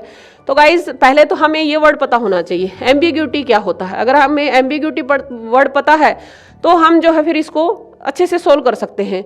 फिर यहाँ पे कुछ कुछ मीनिंग भी पता होने चाहिए, जैसे लेक्सिकल का मीनिंग क्या है, स्ट्रक्चरल मीनिंग क्या है। तो डीप ही होता है, सरफेस सतही होता है, ऊपर ऊपर का होता है। तो आप इसको सोल्व करते हैं। तो एम्बिग्यूटी का मीनिंग क्या होता है गाइस? एम्बिग्यूटी का मतलब होता है द्विअर्थ, जिसके दो अर्थ निकलते हो, यानी जो क्लियर आंसर हमें नहीं लेके जाता हो किसी साइड भी। यानी जैसे हम कहते हैं एम्बिग्यूअस होना, एम्बिग्यूअस होता है कैसी बात बोलो, जैसे इसको आप ऐसे भी कह सकते हो कि आप कॉमेडी देखते हो, खास तौर पर स्टैंड अप जो कॉमेडी चलती है, उन कॉमेडी के अंदर क्या होता है गाइस कि वो ऐसे वर्ड बोलते हैं जो एम्बिग्यूअस वर्ड होते हैं। एम्बिग्यूअस का मतलब ये होता है उनमें वल्गैरिटी भी होती है, और वो कहो तो वो कहेंगे कि हमने कब बोला ऐसा। तो यानी वो जानबूझकर बोले जाते हैं कि वो अपनी बात जो कहना चाहते हैं वो भी कह देते हैं, और सामने वाला फिर वो ऑब्जेक्शन भी नहीं उठा सकता, तो उसको बोलते हैं एम्बिग्यूटी। जैसे आपने सुना होगा एक गाना है कि मेरी बात के माने दो, अच्छा लगे उसे अपना लो, बुरा लगे उसे जाने दो। तो यानी कि कोई वर्ड जो है उसके दो अर्थ निकलते हैं, और वो सामने वाला क्लियर उसका जवाब नहीं देता, तो ये कह सकते हैं वो क्लियर नहीं बताता कि भाई इसमें से इसका अर्थ मैं क्या सोच के बोल रहा हूँ। फिर सामने वाले के ऊपर है कि जो आप इसको समझना चाहते हो समझ लो, छोड़ना चाहते हो तो छोड़ सकते हो, मतलब आपके ऊपर है जो उसको लेना चाहे। तो एम्बिग्यूटी होता है द्विअर्थी, यानी जिसके दो अर्थ निकलते हो। वो आपके ऊपर है कि आपने उसको क्या लिया, सामने वाले ने उसको क्या बोला, वो क्लियर नहीं बताता, यानी स्पीकर क्लियर नहीं बात करता। लेक्सिकल का मीनिंग होता है गाइस वर्ड होता है, यानी ये कह रहा है वर्ड की एम्बिग्यूटी हो, यानी वर्ड की एम्बिग्यूटी, यानी वर्ड में दोहरापन हो, द्विअर्थी हो। स्ट्रक्चरल एम्बिग्यूटी हो, स्ट्रक्चरल का मीनिंग है कि स्ट्रक्चर वाइज, यानी उसकी ढांचेगत कह लीजिए, यानी उसका जो सेंटेंस बनाते हुए उसमें एम्बिग्यूटी आ जाए। अब यहाँ पे इसी को आगे थोड़ा सा बढ़ा दिया है इन दोनों ऑप्शन के अंदर कि डीप स्ट्रक्चर हो, यानी उसके स्ट्रक्चर में आपको जो ऊपर ऊपर से वर्ड में दिखाई नहीं दे रही है, लेकिन अंदर खाते जो है उसका डीप स्ट्रक्चर है। और जो है फिर ये कहें कि टू सरफेस स्ट्रक्चर है इसके अंदर, यानी कि सरफेस लेवल, सरफेस का मतलब ये होता है कि ऊपरी सतह, यानी कि वर्ड है एडजेक्टिव, यानी ऊपर ऊपर से देखने से हमें पता चल जाता है। वो जो है सरफेस का मतलब ही सतह ही होता है, ऊपर से होता, तो जो ऊपर से हमें देखने से पता चल जाता है। पहले बात करते हैं गाइस लेक्सिकल। लेक्सिकल होता है जैसे बैंक। हम एक सेंटेंस लेते हैं, जैसे हम यूँ कहें I went to the bank, ये sentence I went to the bank. अब यहाँ पे बैंक वर्ड है, एक तो ये बैंक वर्ड वो है, ये कह रहा है कि मैं बैंक में गया, तो यहाँ पे जो है इस वर्ड ने एम्बिग्यूटी पैदा की है। ये दो अर्थ हैं भाई, बैंक का मतलब तो एक तो वो है जहाँ हम पैसा लेते हैं देते हैं, वो फाइनेंशियल इंस्टीट्यूट जो होता है जहाँ पे बैंक जिसको हम कहते हैं। दूसरा जो है वो नदी का किनारा भी होता है, बैंक का मीनिंग क्या होता है, वो नदी का किनारा। तो हमें ये नहीं पता चला इस वर्ड से कि वो नदी के किनारे पे गया या वो बैंक में गया। तो यानी ये वर्ड जो है ना, ये सिंगल वर्ड ये जो है एम्बिग्यूअस है, ये एम्बिग्यूटी पैदा करता है। तो यहाँ पे क्या इस वर्ड ने जो है, किस वर्ड ने जो है एम्बिग्यूटी पैदा की है। फिर जो है स्ट्रक्चरल, यानी स्ट्रक्चर लेवल पे है। अब हम अपने सेंटेंस को देख लेते हैं, ये सारी एक ही बातें हैं, ये तो तीनों चीजें एक है। अब बात करते हैं Harry wrote a poem on the mountains. ये कह रहा है कि हैरी जो है माउंटेन पे पोएम लिख रहा है, ये है। अब देखो यहाँ पे क्या है, माउंटेन के दो मीनिंग नहीं है, माउंटेन का वही है पर्वत, हिल्स कह लीजिए, लेकिन इसकी स्ट्रक्चर में प्रॉब्लम है। इसकी स्ट्रक्चर में क्या प्रॉब्लम है कि भाई ये कह रहा है कि हैरी जो है पोएम लिख रहा माउंटेन के हिल्स के ऊपर बैठ के, जैसे हम चेयर वेयर पे बैठ के लिखें, या फिर इसका मतलब ये है कि उन्होंने टॉपिक अपना माउंटेन लिया, अपने ड्राइंग रूम में बैठ के हिल्स का जो है टॉपिक लिया है तो उस पर लिख रहा है। यानी यहाँ पे जो स्ट्रक्चर के अंदर जो है वो एम्बिग्यूअस पैदा हो गया है, एम्बिग्यूटी हो गई है, और वो भी डीप स्ट्रक्चर के अंदर हो गई है। तो डीप स्ट्रक्चर के अंदर कैसे क्या है कि ऊपर ऊपर से वर्ड से नहीं पता चल रहा, हम अंदर खाते सोचें कि भाई हमें ये डाउट हो रहा है कि हैरी ने जो पोएम लिखी है वो माउंटेन के ऊपर, यानी किसी हिली एरिया में जाके किसी पहाड़ पे बैठ के लिखी है, या फिर उसने अपने ड्राइंग रूम में बैठ के उसका जो थीम है वो जो है माउंटेन लिया है, तो ये एम्बिग्यूटी पैदा हो रही है। तो गाइस इसके अंदर जो है स्ट्रक्चरल एम्बिग्यूटी तो है, लेकिन जो है सरफेस वाली नहीं है, डीप वाली है। तो इसका आंसर जो है बी और सी होना चाहिए। तो आगे चलते हैं, अब इसको ले लेते हैं, इसका आंसर क्या बनेगा, क्या निकाला हमने, बी और सी। अब बी और सी कहाँ है, ये जो है बी के अंदर ही है, बी और सी, तो ये गाइस हमारा जो है आंसर हो जाएगा। अब नेक्स्ट क्वेश्चन की तरफ बढ़ते हैं। अब 10th क्वेश्चन पे आते हैं गाइस, और इसको समझते हैं ये क्या है, क्या कह रहा है। Which of the following stylistic feature characterize spoken discourse. तो यहाँ पे जो है जो स्पोकन डिस्कोर्स है यानी जो स्पोकन से रिलेटेड है हमारा, स्पोकन से रिलेटेड जो बात की गई है उसमें जो है क्या स्टाइल अपनाया जाता है, क्या चीज़ें हैं इसके अंदर। तो स्पोकन लैंग्वेज जब हम स्पोकन करते हैं तो क्या क्या चीज़ें करते हैं या किस चीज़ को तवज्जो देते हैं, क्या उसकी विशेषताएं होते हैं, क्या कैरेक्टरिस्टिक्स होते हैं, तो उसकी बात कर रहे हैं यहाँ पे। तो फर्स्ट ऑप्शन है greater use of explicit connectives, greater dependence on the non-verbal connectives, greater syntactic embedding और greater use of fillers and repetitions। तो गाइस ये क्या कह रहा है कि एक्सप्लिट क्या होता है, किसी चीज़ को बाहर दिखाना। एक्सप्लिट इम्प्लीट होता है जो अंदर की साइड होते हैं यानी हमारे अंदर होते हैं, एक्सप्लिट होता है किसी चीज़ को बाहर शो करना, ये होता है। तो गाइस क्या कह रहा है greater use of explicit connectives. तो इसके अंदर जो है हम ज़्यादातर जो है कनेक्टिव्स का, ऐसे कनेक्टिव्स जो हम एक्सप्लिसिट करते हैं यानी कि हम जो है बाहर की तरफ उसको शो करते हैं, वो जो है उनका यूज़ किया जाता है। Greater dependence on non verbal connectives, और ज़्यादा जो है हम नॉन वर्बल का जो है यूज़ करते हैं, डिपेंडेंस के रहती है हमारी ज़्यादा। ग्रेटर सिंटैक्टिक इम्बेडिड, और ज़्यादा हम सेंटेंसेस की तरफ इम्बेडिड रहते हैं। Greater use of feelers and repetitions. तो गाइस ये जो है ना एक्चुअल में सिंपल क्वेश्चन कर दें हम इसका, तो ये क्या कह रहा है कि एक राइटिंग में और स्पोकन के अंदर क्या डिफरेंस होता है। तो हम इसको देख लेते हैं क्या है ये। जैसे राइटिंग कर रहे हो आप तो वो चीज़ें बाहर एक्सप्लेन ज़्यादा करते हो आप, यानी आप आराम से अपने दिल की बात को खोल के बता सकते हो क्योंकि सामने वाला आपके सामने है नहीं, या हो भी, जैसे बुक वगैरह कोई राइटर लिखता है तो अपनी बात को एक्सप्लीट ज़्यादा करता है, अपनी पर्सनैलिटी को बताता है। लेकिन जब आप स्पोकन करते हो तो कहीं ना कहीं गाइस ये होता है कि हमें सामने वाले की भी बात सुननी होती है, तो कई बार हम अपनी बातों को भी दबा जाते हैं या उतने अच्छे से हम बोल नहीं पाते हैं। तो ये जो है ये ऑप्शन इसके अंदर से हट जाएगा।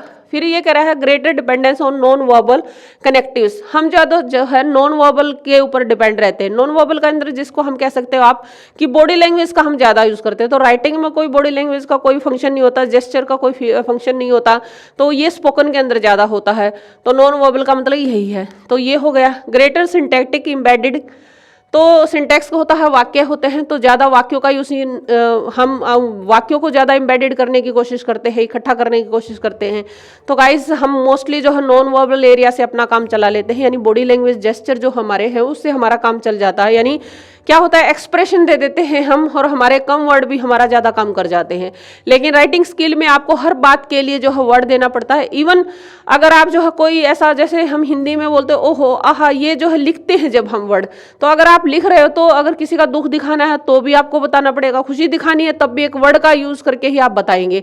लेकिन स्पोकन में जब आप किसी ऐसे आमने सामने बात कर रहे हो तो गाइस उसमें क्या होता है कि आपका एक्सप्रेशन ही बताएगा, उसमें आप बेशक वर्ड का यूज़ ना करो। तो यहाँ पे सिंटैक्टिक एम्बेडिंग का मतलब यही है कि वर्ड्स का, सेंटेंसेस का यूज़ करना। Greater use of feelers and repetition. Feelers क्या होता है, जैसे गैप छोड़ देना, जैसे आप बात करते करते ना आधी बात कह के बीच में छोड़ दो आप अपनी बात को, और आपका इमोशन उभर आए। यानी जैसे कई बार क्या होता है कि हम बड़े दुखी हो किसी बात से और सामने वाले को हम अपना दुख दिखाना चाहते हैं, तो बोलते बोलते आप रुक जाइए, आपका गला भर जाए मान लीजिए, तो उसको बताने की ज़रूरत नहीं है कि आप क्या फील कर रहे हो, आपको शब्द देने की ज़रूरत नहीं है, आप गैप बनाएंगे ना उससे भी आपका काम चलेगा। ये बॉडी लैंग्वेज ही है। तो ये फीलर्स आते हैं। रिपीटेशन बहुत होता है स्पोकन के अंदर। आप जो बोल रहे हो, जैसे अभी मैं भी बोल रही हूँ तो मेरा स्पोकन चल रहा है तो मैं बोल रही हूँ, तो कई बार वर्ड का हम रिपीटेशन भी बहुत ज़्यादा कर जाते हैं। तो इसके अंदर जो है कौन सा हो जाएगा, बी और डी। यानी खाली जो है राइटिंग का और स्पोकन का डिफरेंस पूछा है इसमें। तो यहाँ स्पोकन से रिलेटेड बात की है तो बी और डी जो है गाइस इसका आंसर हो जाएगा। तो बी और डी देख लेते कहाँ है, तो बी और डी जो है हमारा डी के अंदर है। अब नेक्स्ट क्वेश्चन ले लेते हैं। Who are the co-editors of chutneyfying English?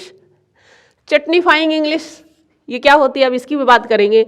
The phenomena of English, तो ये जो ना बुक का नाम है guys, chutneyfying English the phenomena of English. English आपको पता ही है क्या, तो वही चटनीफाइंग है, यानी चटनी बना देना। अब किस चीज़ की चटनी बना देना, ये भी जो ना चटनीफाइंग वर्ड भी जो है एक टाइप से इंग्लिश ही है, यानी हिंदी के वर्ड को इंग्लिश की तरह यूज़ कर लिया है, तो वो जो है उसको बोल रहे हैं हम चटनीफाइंग।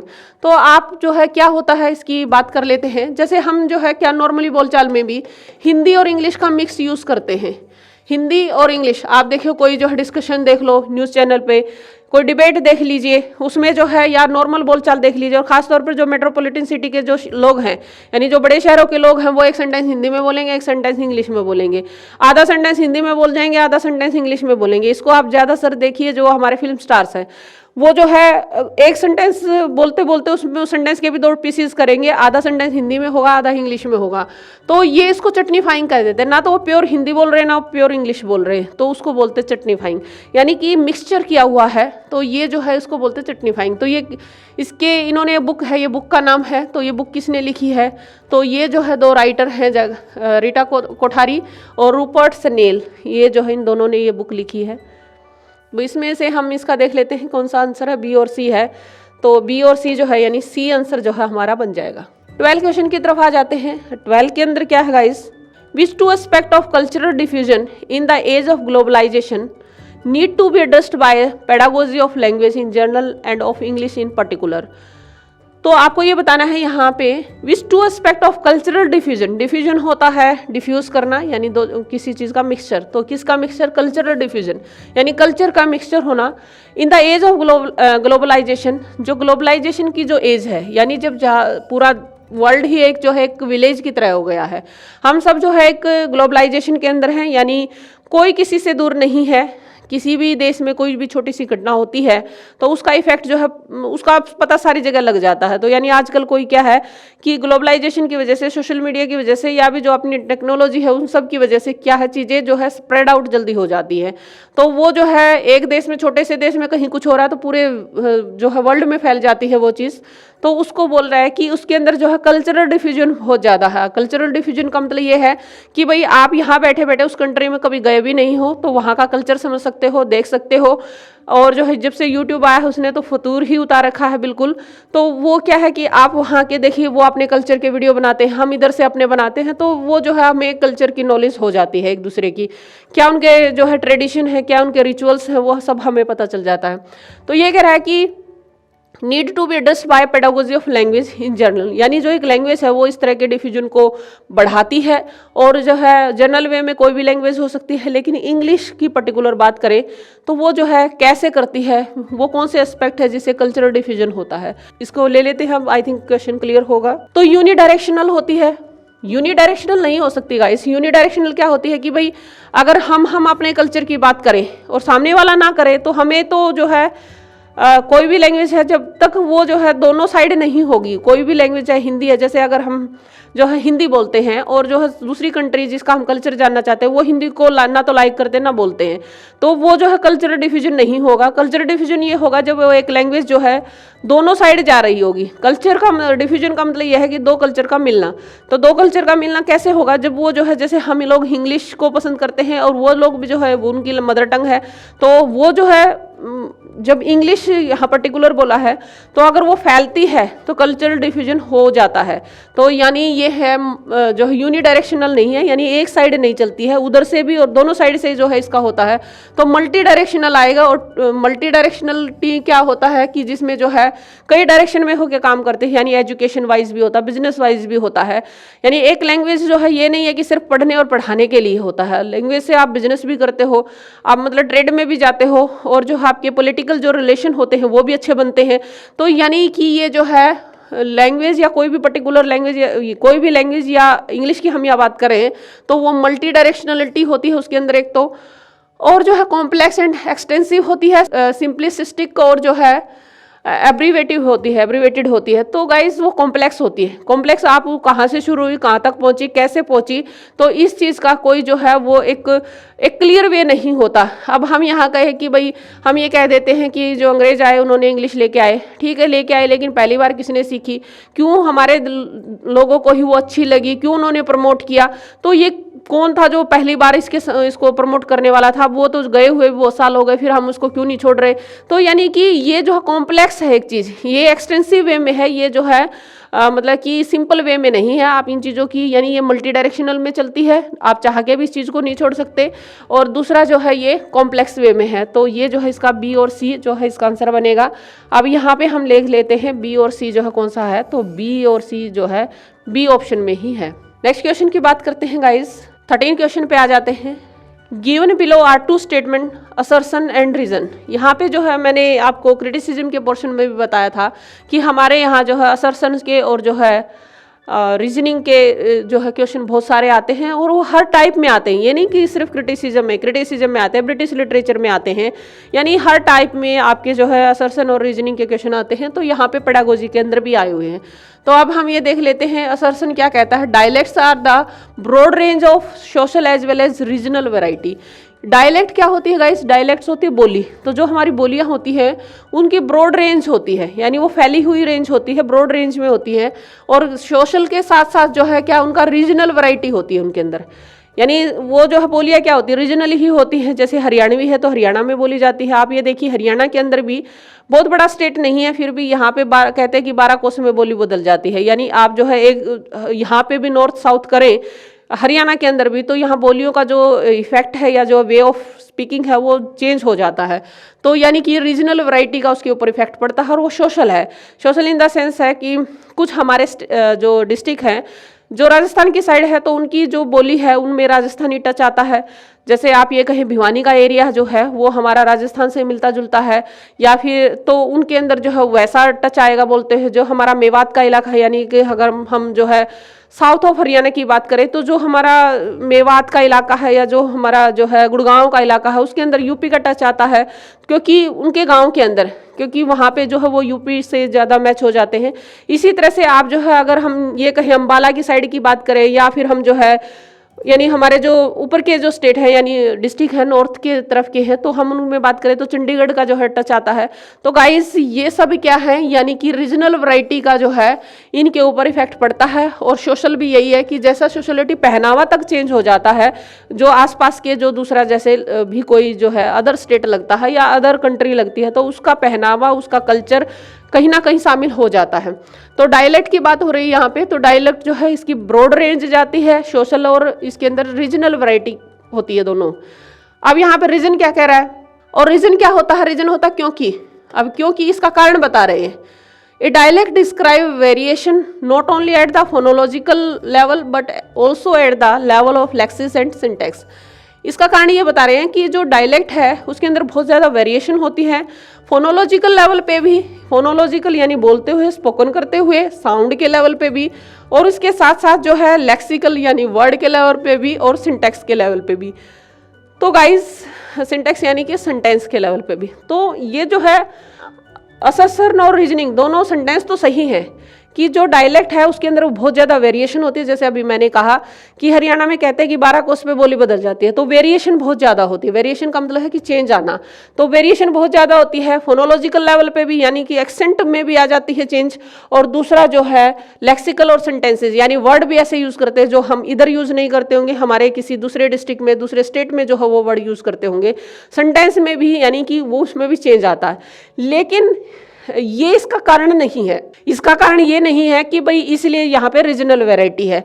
तो ये भी बात सच है, ए भी सच है और बी आर भी सच है, लेकिन ये इसका रीजन नहीं है, इसका कारण नहीं है, क्योंकि ऐसा होता है इसलिए ऊपर वाला हो रहा है। तो हम इसका आंसर आई थिंक आप मेरी बात को समझ गए होंगे। दोनों जो है असर्शन भी जो है ट्रू है और जो है रीजन भी ट्रू है, लेकिन ये इसका जो है कारण नहीं है, इसका जो है एक्सप्लेन नहीं करता है। तो ऑप्शन देख लेते हैं, आपको क्लियर हो जाएगा। जैसे हमारा है both A and R true and R is the correct explanation of A. तो ये कह रहा है कि ए आर दोनों ही ट्रू है, मैंने भी कहा कि दोनों ही ट्रू है, लेकिन वो उसकी करेक्ट एक्सप्लेनेशन है कि नहीं है, तो वो नहीं है। तो वो इस वजह से ऐसा होता है, ये नहीं है उसका रीजन। तो ये कह रहा है कि both A and R true but R is not the correct explanation of A. तो गाइस ये है दोनों ए और आर जो है राइट है, लेकिन उसकी करेक्ट जो है वो एक्सप्लेनेशन नहीं है ए। तो ये आपका जो आंसर बन जाएगा बी। अब चलते हैं 14 पे। Which one of the following pair term is correct in the explication. तो इसमें ये बताना है कि ये इसमें से जो है राइट जो है पेयर कौन सा है, करेक्ट जो है पेयर कौन सा है, इसमें से जो पेयर बनाए हुए हैं तो वो कौन से। तो हमें ये पता होना चाहिए कि भाई ये कौन कौन से हैं। तो फोनोलॉजी क्या होता है गाइस? लॉजी होता है स्टडी। अगर हम बात करें लॉजी का मीनिंग स्टडी होता है, फोन का मीनिंग साउंड होता है, तो जो साउंड की स्टडी करता है उसको बोलते हैं। सिमियोलॉजी क्या होता है? सिमियोलॉजी सिमियोटिक्स अभी हमने किया था, लॉजी वही स्टडी होता है। और जो है सिमियोटिक जो है हमारा सिंबल होता है, साइन होता है। तो इटिमोलॉजी क्या होता है, या मॉर्फोलॉजी देख लीजिए। मॉर्फोलॉजी का होता है मॉर्फोलॉजी, लॉजी वही स्टडी होता है, और मॉर्फिम जो है वर्ड्स होता है। तो जो वर्ड की स्टडी करे, शब्द की स्टडी करे। अब जो है इटिमोलॉजी क्या होता है, इटिमोलॉजी का वही स्टडी होता है, यानी इटिमोलॉजी का मीनिंग होता है जो वर्ड की उत्पत्ति कैसे हुई, इवोल्यूशन कैसे हुआ, वर्ड का जो है इवोल्यूशन कैसे हुआ उसकी स्टडी करे, तो उसको इटिमोलॉजी कहते हैं। तो हमसे खाली ये पूछा है कि भाई ये पेयर में कौन सा ठीक है, तो हमारे पास पेयर में सिर्फ ये पहले वाला ही है। फोनोलॉजी जो है साउंड सिस्टम के लिए यूज़ किया जाता है, बाकी सारे गलत हैं, क्योंकि सीमियोलॉजी जो है साइन सिस्टम को बताता है, और मॉर्फोलॉजी जो है किसको बताता है, ऑर्डरिंग ऑफ स्पीच साउंड, इसको बताता है। और जो है इटिमोलॉजी है एवोल्यूशन ऑफ वर्ड्स को बताता है। तो ये सभी गलत है, हमारा जो है इसमें राइट है फोनोलॉजी। अब नेक्स्ट बात करते हैं, नेक्स्ट क्वेश्चन है हमारा, Which of the following combination correctly defines the phonological system of Indian English in relation to Standard English? तो ये कह रहा है कि जो हमारा इसमें से कौन सा कॉम्बिनेशन है जो करेक्ट डिफाइन करता है किसको, फोनोलॉजिकल सिस्टम को इंडियन इंग्लिश के अंदर और जो है स्टैंडर्ड इंग्लिश के अंदर। मतलब कहने का सीधा सीधा ये मतलब है गाइज इसका कि भाई इंडियन इंग्लिश में और जो है स्टैंडर्ड इंग्लिश में क्या डिफरेंस है फोनोलॉजिकल पॉइंट ऑफ व्यू से, यानी स्पोकन के पॉइंट ऑफ व्यू से हम क्या चीज़ें मिस करते हैं, क्या चीज़ें मतलब जो थोड़ा सा डिफरेंस है वो क्या है। क्या हम बिल्कुल एक्यूरेट जो है स्टैंडर्ड इंग्लिश बोलते हैं, तो आपको पता है हम इंग्लिश नहीं इंग्लिश बोलते हैं। इंडियन इंग्लिश अपने आप में अलग है, एक्सेंट अलग है उनका। तो वो जो है स्पोकन के पॉइंट ऑफ व्यू से हम में और स्टैंडर्ड लैंग्वेज में क्या डिफरेंस है, तो सीधा क्वेश्चन ये है। यहाँ पे कह रहा है absence of aspirated consonant. Aspirated क्या होता है गाइस, एस्पिरेटेड होता है जिसको बोलते हुए आपके मुंह से हवा ज़्यादा निकलती है, हिंदी में इसको महाप्राण बोलते हैं। आपने सुना होगा हिंदी में महाप्राण, अलप प्राण, इस तरह के जो हमारे व्यंजन होते हैं। तो कॉन्सोनेंट क्या होता है, व्यंजन होता है। तो ये जो है ये कह रहा है कि एब्सेंस ऑफ एस्पिरेटेड कॉन्सोनेंट, कि हमारे जो इंडियन इंग्लिश के अंदर जो है अब्सेंस होती है किसकी, एस्पिरेटेड कॉन्सोनेंट की, यानी कि हम महाप्राण वाले, यानी ऐसे कॉन्सोनेंट जिसको बोलते हैं मुंह से हवा ज़्यादा निकल जाती है। जैसे प, तो आप बोलेंगे तो एकदम से मुंह से एकदम से धक्के से आवाज़ निकलती है, उसको बोलते हैं। तो ये तो होता है, तो ये जो है कॉम्बिनेशन करेक्टली डिफाइंस बोल रहा है, तो ये होता है, ये एब्सेंस बोल रहा है, तो ये तो हम यूज़ करते हैं, तो ये ऑप्शन नहीं होगा। Simplified vowel system, similar international pattern, तो ये कह रहा है क्या हमारा सिमिलियर जो है इंटरनेशनल पैटर्न है, नहीं, तो हमारा उनका थोड़ा सा मैच डिफरेंस है, तो ये भी नहीं होगा, फर्स्ट भी नहीं होगा। अब बी को देख लेते हैं, सिंप्लीफाइड वोवल सिस्टम। तो ये डिफरेंस है गाइस कि हमने जो वोवल सिस्टम है ना उसको सिंप्लीफाई कर दिया है। तो जैसे आप इसको कैसे कहेंगे, जैसे हम जो है ना थोड़ा सा जो डिप्थोंग और मोनोथोंग होते हैं, तो हम नॉर्मली जो है डिप्थोंग को कम यूज़ करते हैं, मोनोथोंग को ही यूज़ कर जाते हैं। जैसे मैं एक वर्ड लेती हूँ, जैसे ये वर्ड है, हम तो इसको बोलेंगे फियर, हम इसको फियर बोलते हैं, इंडियन जो है फियर बोलते हैं, लेकिन फियर होता है, यानी आर पे हम इतना स्ट्रेस नहीं, हम तो पूरा स्ट्रेस डालते हैं, लेकिन स्टैंडर्ड इंग्लिश में नहीं डाला जाता।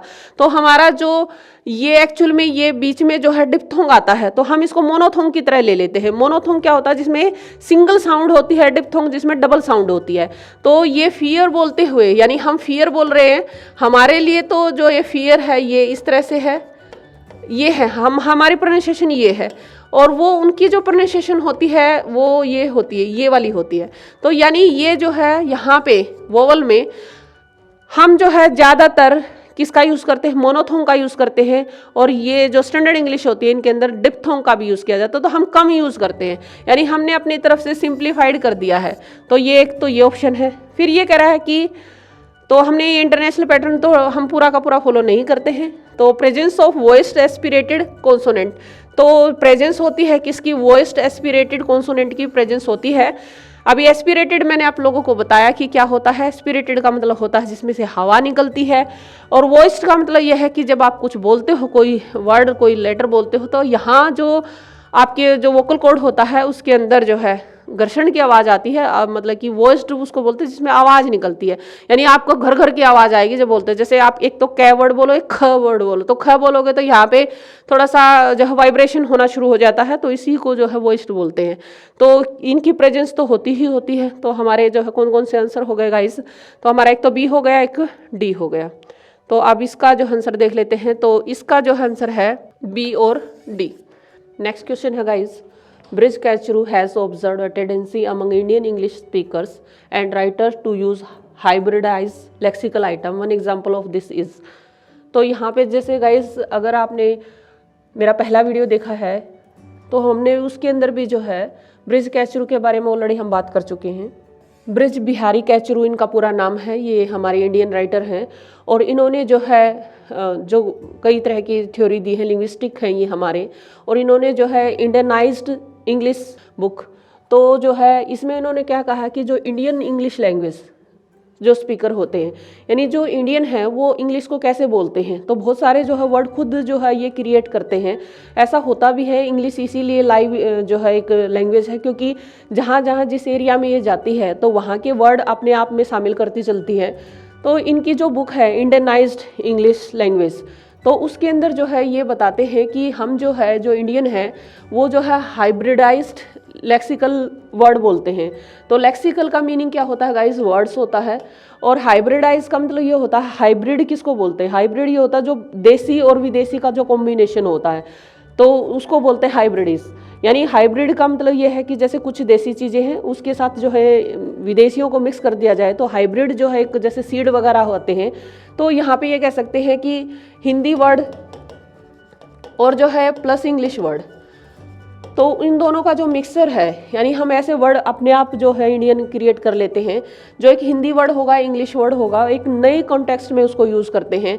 तो ये कह रहा है one example of this is, तो वो जो है नया वर्ड क्या है, या जो है ब्रिज कैचरू जो बताते हैं वो कौन सा वर्ड है, तो जुगाड़ है, पिंग पोंग है, चाय वाला है, लाठी चार्ज है। तो गाइस ये जो है इसका आंसर जो है लाठी चार्ज रहेगा, क्योंकि लाठी जो है हमारा हिंदी का वर्ड है और चार्ज जो है वो इंग्लिश का वर्ड है। तो आप इसको देखो, इसको किस कॉन्टेक्स्ट में, एक स्पेशल कॉन्टेक्स्ट में यूज़ किया जाता है। जैसे लाठी वो नहीं, जैसे हम नॉर्मली यूज़ करते हैं भी डंडे के लिए यूज़ करते हैं हिंदी में, तो वैसे तो चलो वही होता है, लेकिन जैसे अगर अड़ोस पड़ोस में किसी की लड़ाई हो जाए, वो उसके मारे, तब हम ऐसा नहीं बोलते कि लाठी चार्ज हुआ है।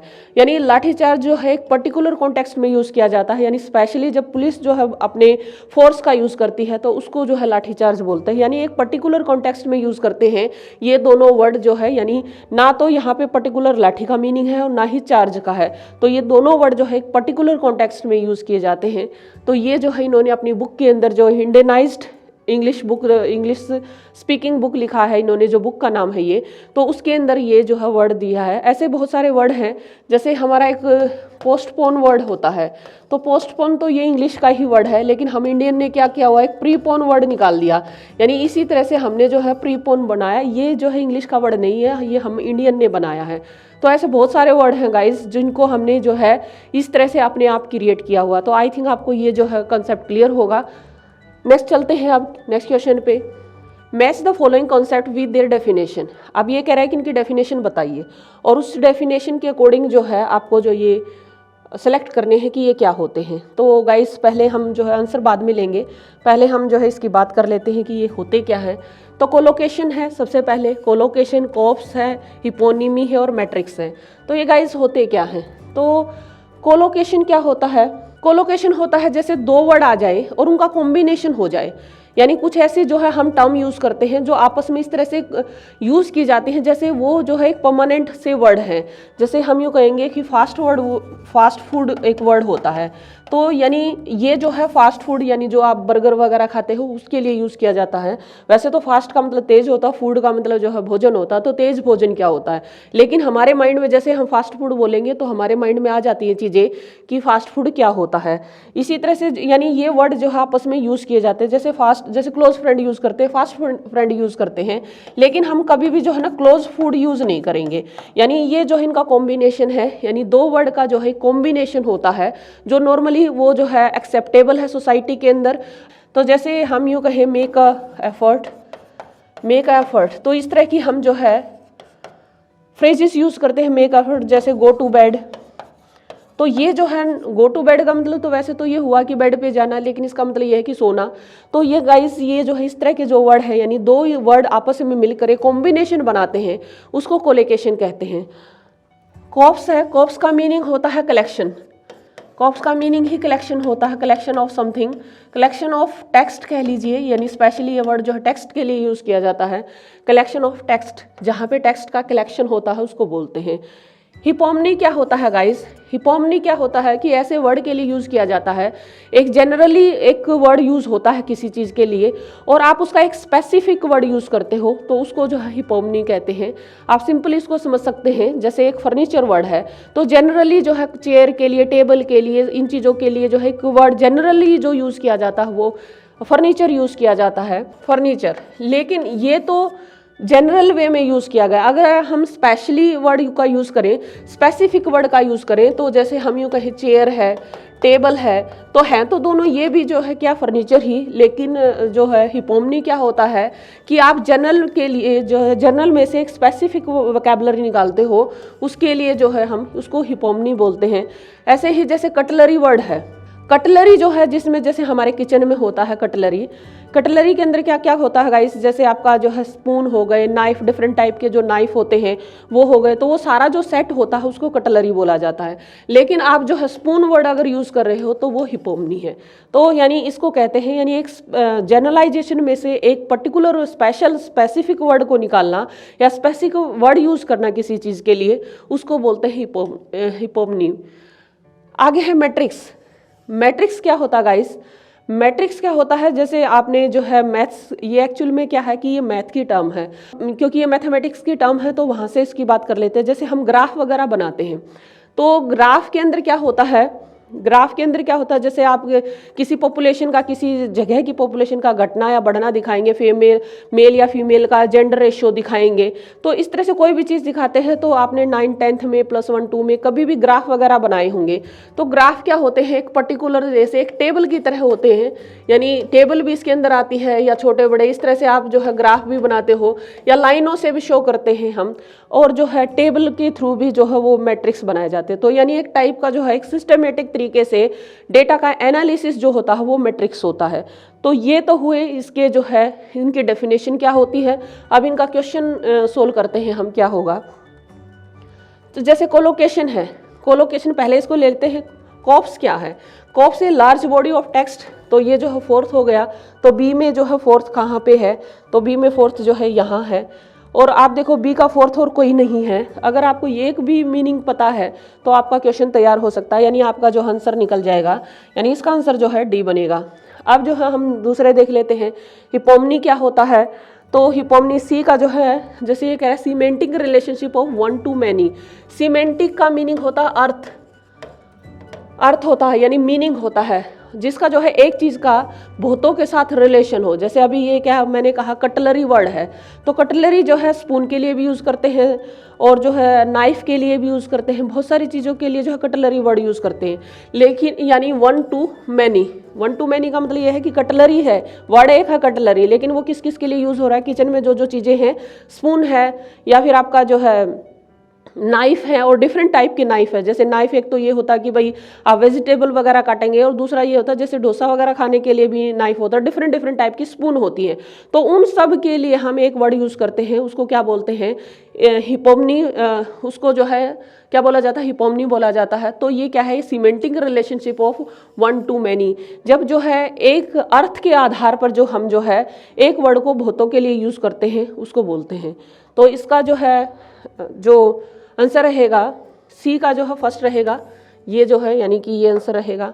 अब हमने कहा कि मैट्रिक्स, मैट्रिक्स एक टाइप की टेबल होती है, तो ये जो है डी का जो है सेकंड रहेगा। A grid used in lexical analysis, तो अभी मैंने कहा डेटा का, लेक्सिकल क्या होता है वर्ड, तो ये वर्ड का एनालिसिस करेंगे। मैथ के टर्म है तो यहाँ वहाँ पे डेटा का एनालिसिस होता है, तो यानी कि हमारा जो डी है उसका जो है सेकंड आंसर हो जाएगा। अब आपके पास एक ही बचा है, तो वो कोलोकेशन, कोलोकेशन का मीनिंग है combination of two lexical word, यानी जैसे टू वर्ड्स का, जैसे फास्ट फूड है, मेक अ फर्ड है, गो टू बेड है। तो ये जो है आपका जो है ये क्वेश्चन आई थिंक आपको क्लियर हो गया होगा। अब चलते हैं नेक्स्ट क्वेश्चन पे। In the mechanical drill method of second language acquisition, ये कह रहा है कि मैकेनिकल जो ड्रिल होती है उस मेथड के अंदर, यानी जो मैकेनिकल ड्रिल क्या होती है पहले उसकी बात करेंगे। ड्रिल का मतलब होता है गाइस प्रैक्टिस, और यहाँ पे कह रहा है second language acquisition. Second language यानी जो आपकी नेटिव लैंग्वेज नहीं है, जो आपकी सेकंड लैंग्वेज है। अगर हम यहाँ अपने इंडिया के कॉन्टेक्स्ट में बात करें तो हमारा जो इंग्लिश है वो हमारी जो है सेकंड लैंग्वेज है, और हिंदी हमारी जो है, या अगर आप है साउथ इंडिया से बिलोंग करते हैं तो आपकी तमिल, तेलुगु, ये जो आपकी जो है फर्स्ट लैंग्वेज नेटिव लैंग्वेज हो जाएंगी। तो सेकंड लैंग्वेज हमारी इंग्लिश है। एक्विजिशन का मीनिंग होता है गाइस ग्रहण करना। तो जो इसका मतलब ये है कि आप जो है जब सेकंड लैंग्वेज को सीखते हो तो ग्रहण करते हो, तो वो उनका जो है मैकेनिकल ड्रिल का क्या रोल होता है, यानी कैसे सीखी जाती है मैकेनिकल ड्रिल जो है सेकंड लैंग्वेज को सीखने में कैसे हेल्प करती है, या जो है उसका फंक्शन क्या होता है, ये पूछा गया। बाकी तो हम ऑप्शन देख के पता लगाएंगे कि एक्चुअल में हमसे पूछना क्या चाहता है। तो पहले आपको जो है ये पता होना चाहिए कि ड्रिल क्या होता है। तो ड्रिलिंग क्या होता है, ड्रिलिंग जैसे मैंने कहा कि प्रैक्टिस होती है। तो अब ये कह रहा है कि मैकेनिकल ड्रिल क्या होता है, तो यानी ड्रिलिंग करना। पहली बात तो ये है कि हम लैंग्वेज की बात कर रहे हैं, तो इस लैंग्वेज के अंदर हम जो है कैसे जो है ड्रिल का यूज़ करते हैं, यानी प्रैक्टिस किसके ऊपर की जाती है, मैकेनिकल ड्रिल। इसके अंदर जो है जैसे ग्रामर सिखाना है, प्रोनाउंसिएशन सिखाना, वोकैबुलरी सिखानी होती है। तो एक्चुअल में क्या करते हैं इसके अंदर जो टीचर होता है वो एक स्टूडेंट को कैसे सिखाता है। जैसे क्या होता है कि मान लीजिए हम सबसे बढ़िया एग्जांपल लेते हैं प्रोनाउंसिएशन का। आपने देखा होगा कि अगर आपने किसी से प्रोनाउंसिएशन पूछे, किसी वर्ड की अगर आप प्रोनाउंसिएशन पूछो, तो वो जो है उसका कोई रूल रेगुलेशन नहीं बताता आपको। वो सीधा ये कहेगा, जैसे आप ये पूछो किसी से, किसी टीचर से पूछो कि भाई मैं जो है प्रोनाउंसिएशन, राइट प्रोनाउंसिएशन जो है कैसे सीखूं या करेक्ट प्रोनाउंसिएशन कैसे सीखूं, तो आपको वो कहेंगे कि जो है इमिटेशन ही एक तरीका होता है। यानी आप न्यूज़ को सुनिए, आप जो है मूवी को सुनिए, मूवी को देखिए, और जो है मतलब ज़्यादा से ज़्यादा लिसनिंग कीजिए। अब ज़्यादा से ज़्यादा लिसनिंग का मतलब क्या होता है कि आप जितनी ज़्यादा लिसनिंग करेंगे फिर उसको कॉपी करेंगे। यानी लिसनिंग का मतलब क्या है कि आप उनकी तरह से फिर बोल के देखिए। तो ये एक ड्रिल दी गई है आपको। मैकेनिकल का मतलब है कि जिस फॉर्मेट में आपको कहा है वैसे ही करना है। ऐसे ही ग्रामर लगा लीजिए, ग्रामर के रूल रेगुलेशन बताए जाते हैं, और ऐसे ही वोकैबुलरी है कि इसका मीनिंग ये होता है, इस टाइप से। तो गाइस आई थिंक आपको ड्रिलिंग का जो है या ड्रिल का मीनिंग जो है क्लियर हो गया होगा कि सबसे बढ़िया एग्जाम्पल इसका प्रोनाउंसिएशन से रिलेटेड हो सकता है। तो अब क्या होता है, अब एक बार ऑप्शन देख लेते हैं, फिर हम ये देखेंगे कि हमारा क्वेश्चन क्या पूछा गया है, हमें क्या आंसर निकालना है।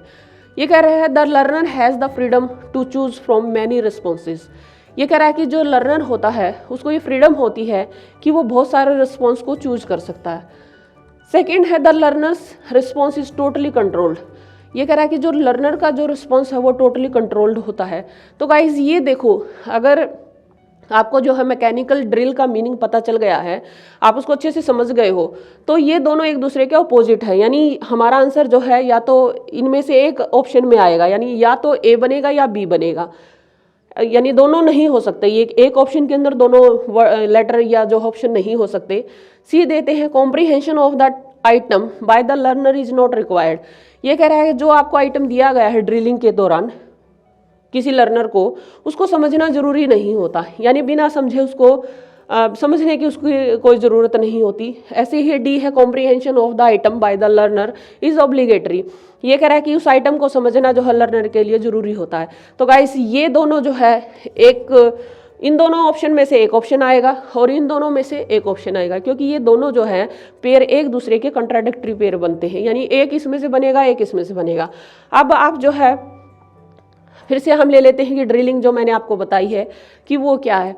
देखो मैंने कहा कि प्रोनाउंसिएशन जब आप सीखते हो तो आप क्या कहते हो, आपका टीचर कहता है कि भाई सुनो, और जैसे सामने वाला स्पीकर बोल रहा है, नेटिव स्पीकर बोल रहा है, आप उसको जो है कॉपी करो, उसको इमिटेट करो।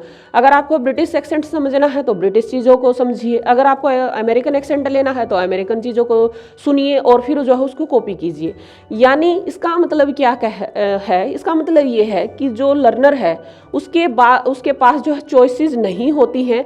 किस चीज़ की चॉइसेस नहीं होती हैं कि भाई वो ये नहीं कह सकता कि भाई मैं ये वर्ड बोल रहा है तो उसके पास रिस्पॉन्स देने की चॉइसेस नहीं है कि कोई वर्ड जो है जो नेटिव स्पीकर जैसे बोल रहा है उसको वैसे ही बोलना है, और जब तक वो नहीं बोला जाएगा उसका जो है करेक्ट प्रोनाउंसिएशन नहीं माना जाएगा। यानी उसके पास जो है लर्नर के पास कोई चॉइस नहीं होती है कि भाई थोड़ा सा भी इधर उधर होके बोले तो क्या वो जो है उसका रिस्पॉन्स स्वीकार होगा, तो नहीं होगा।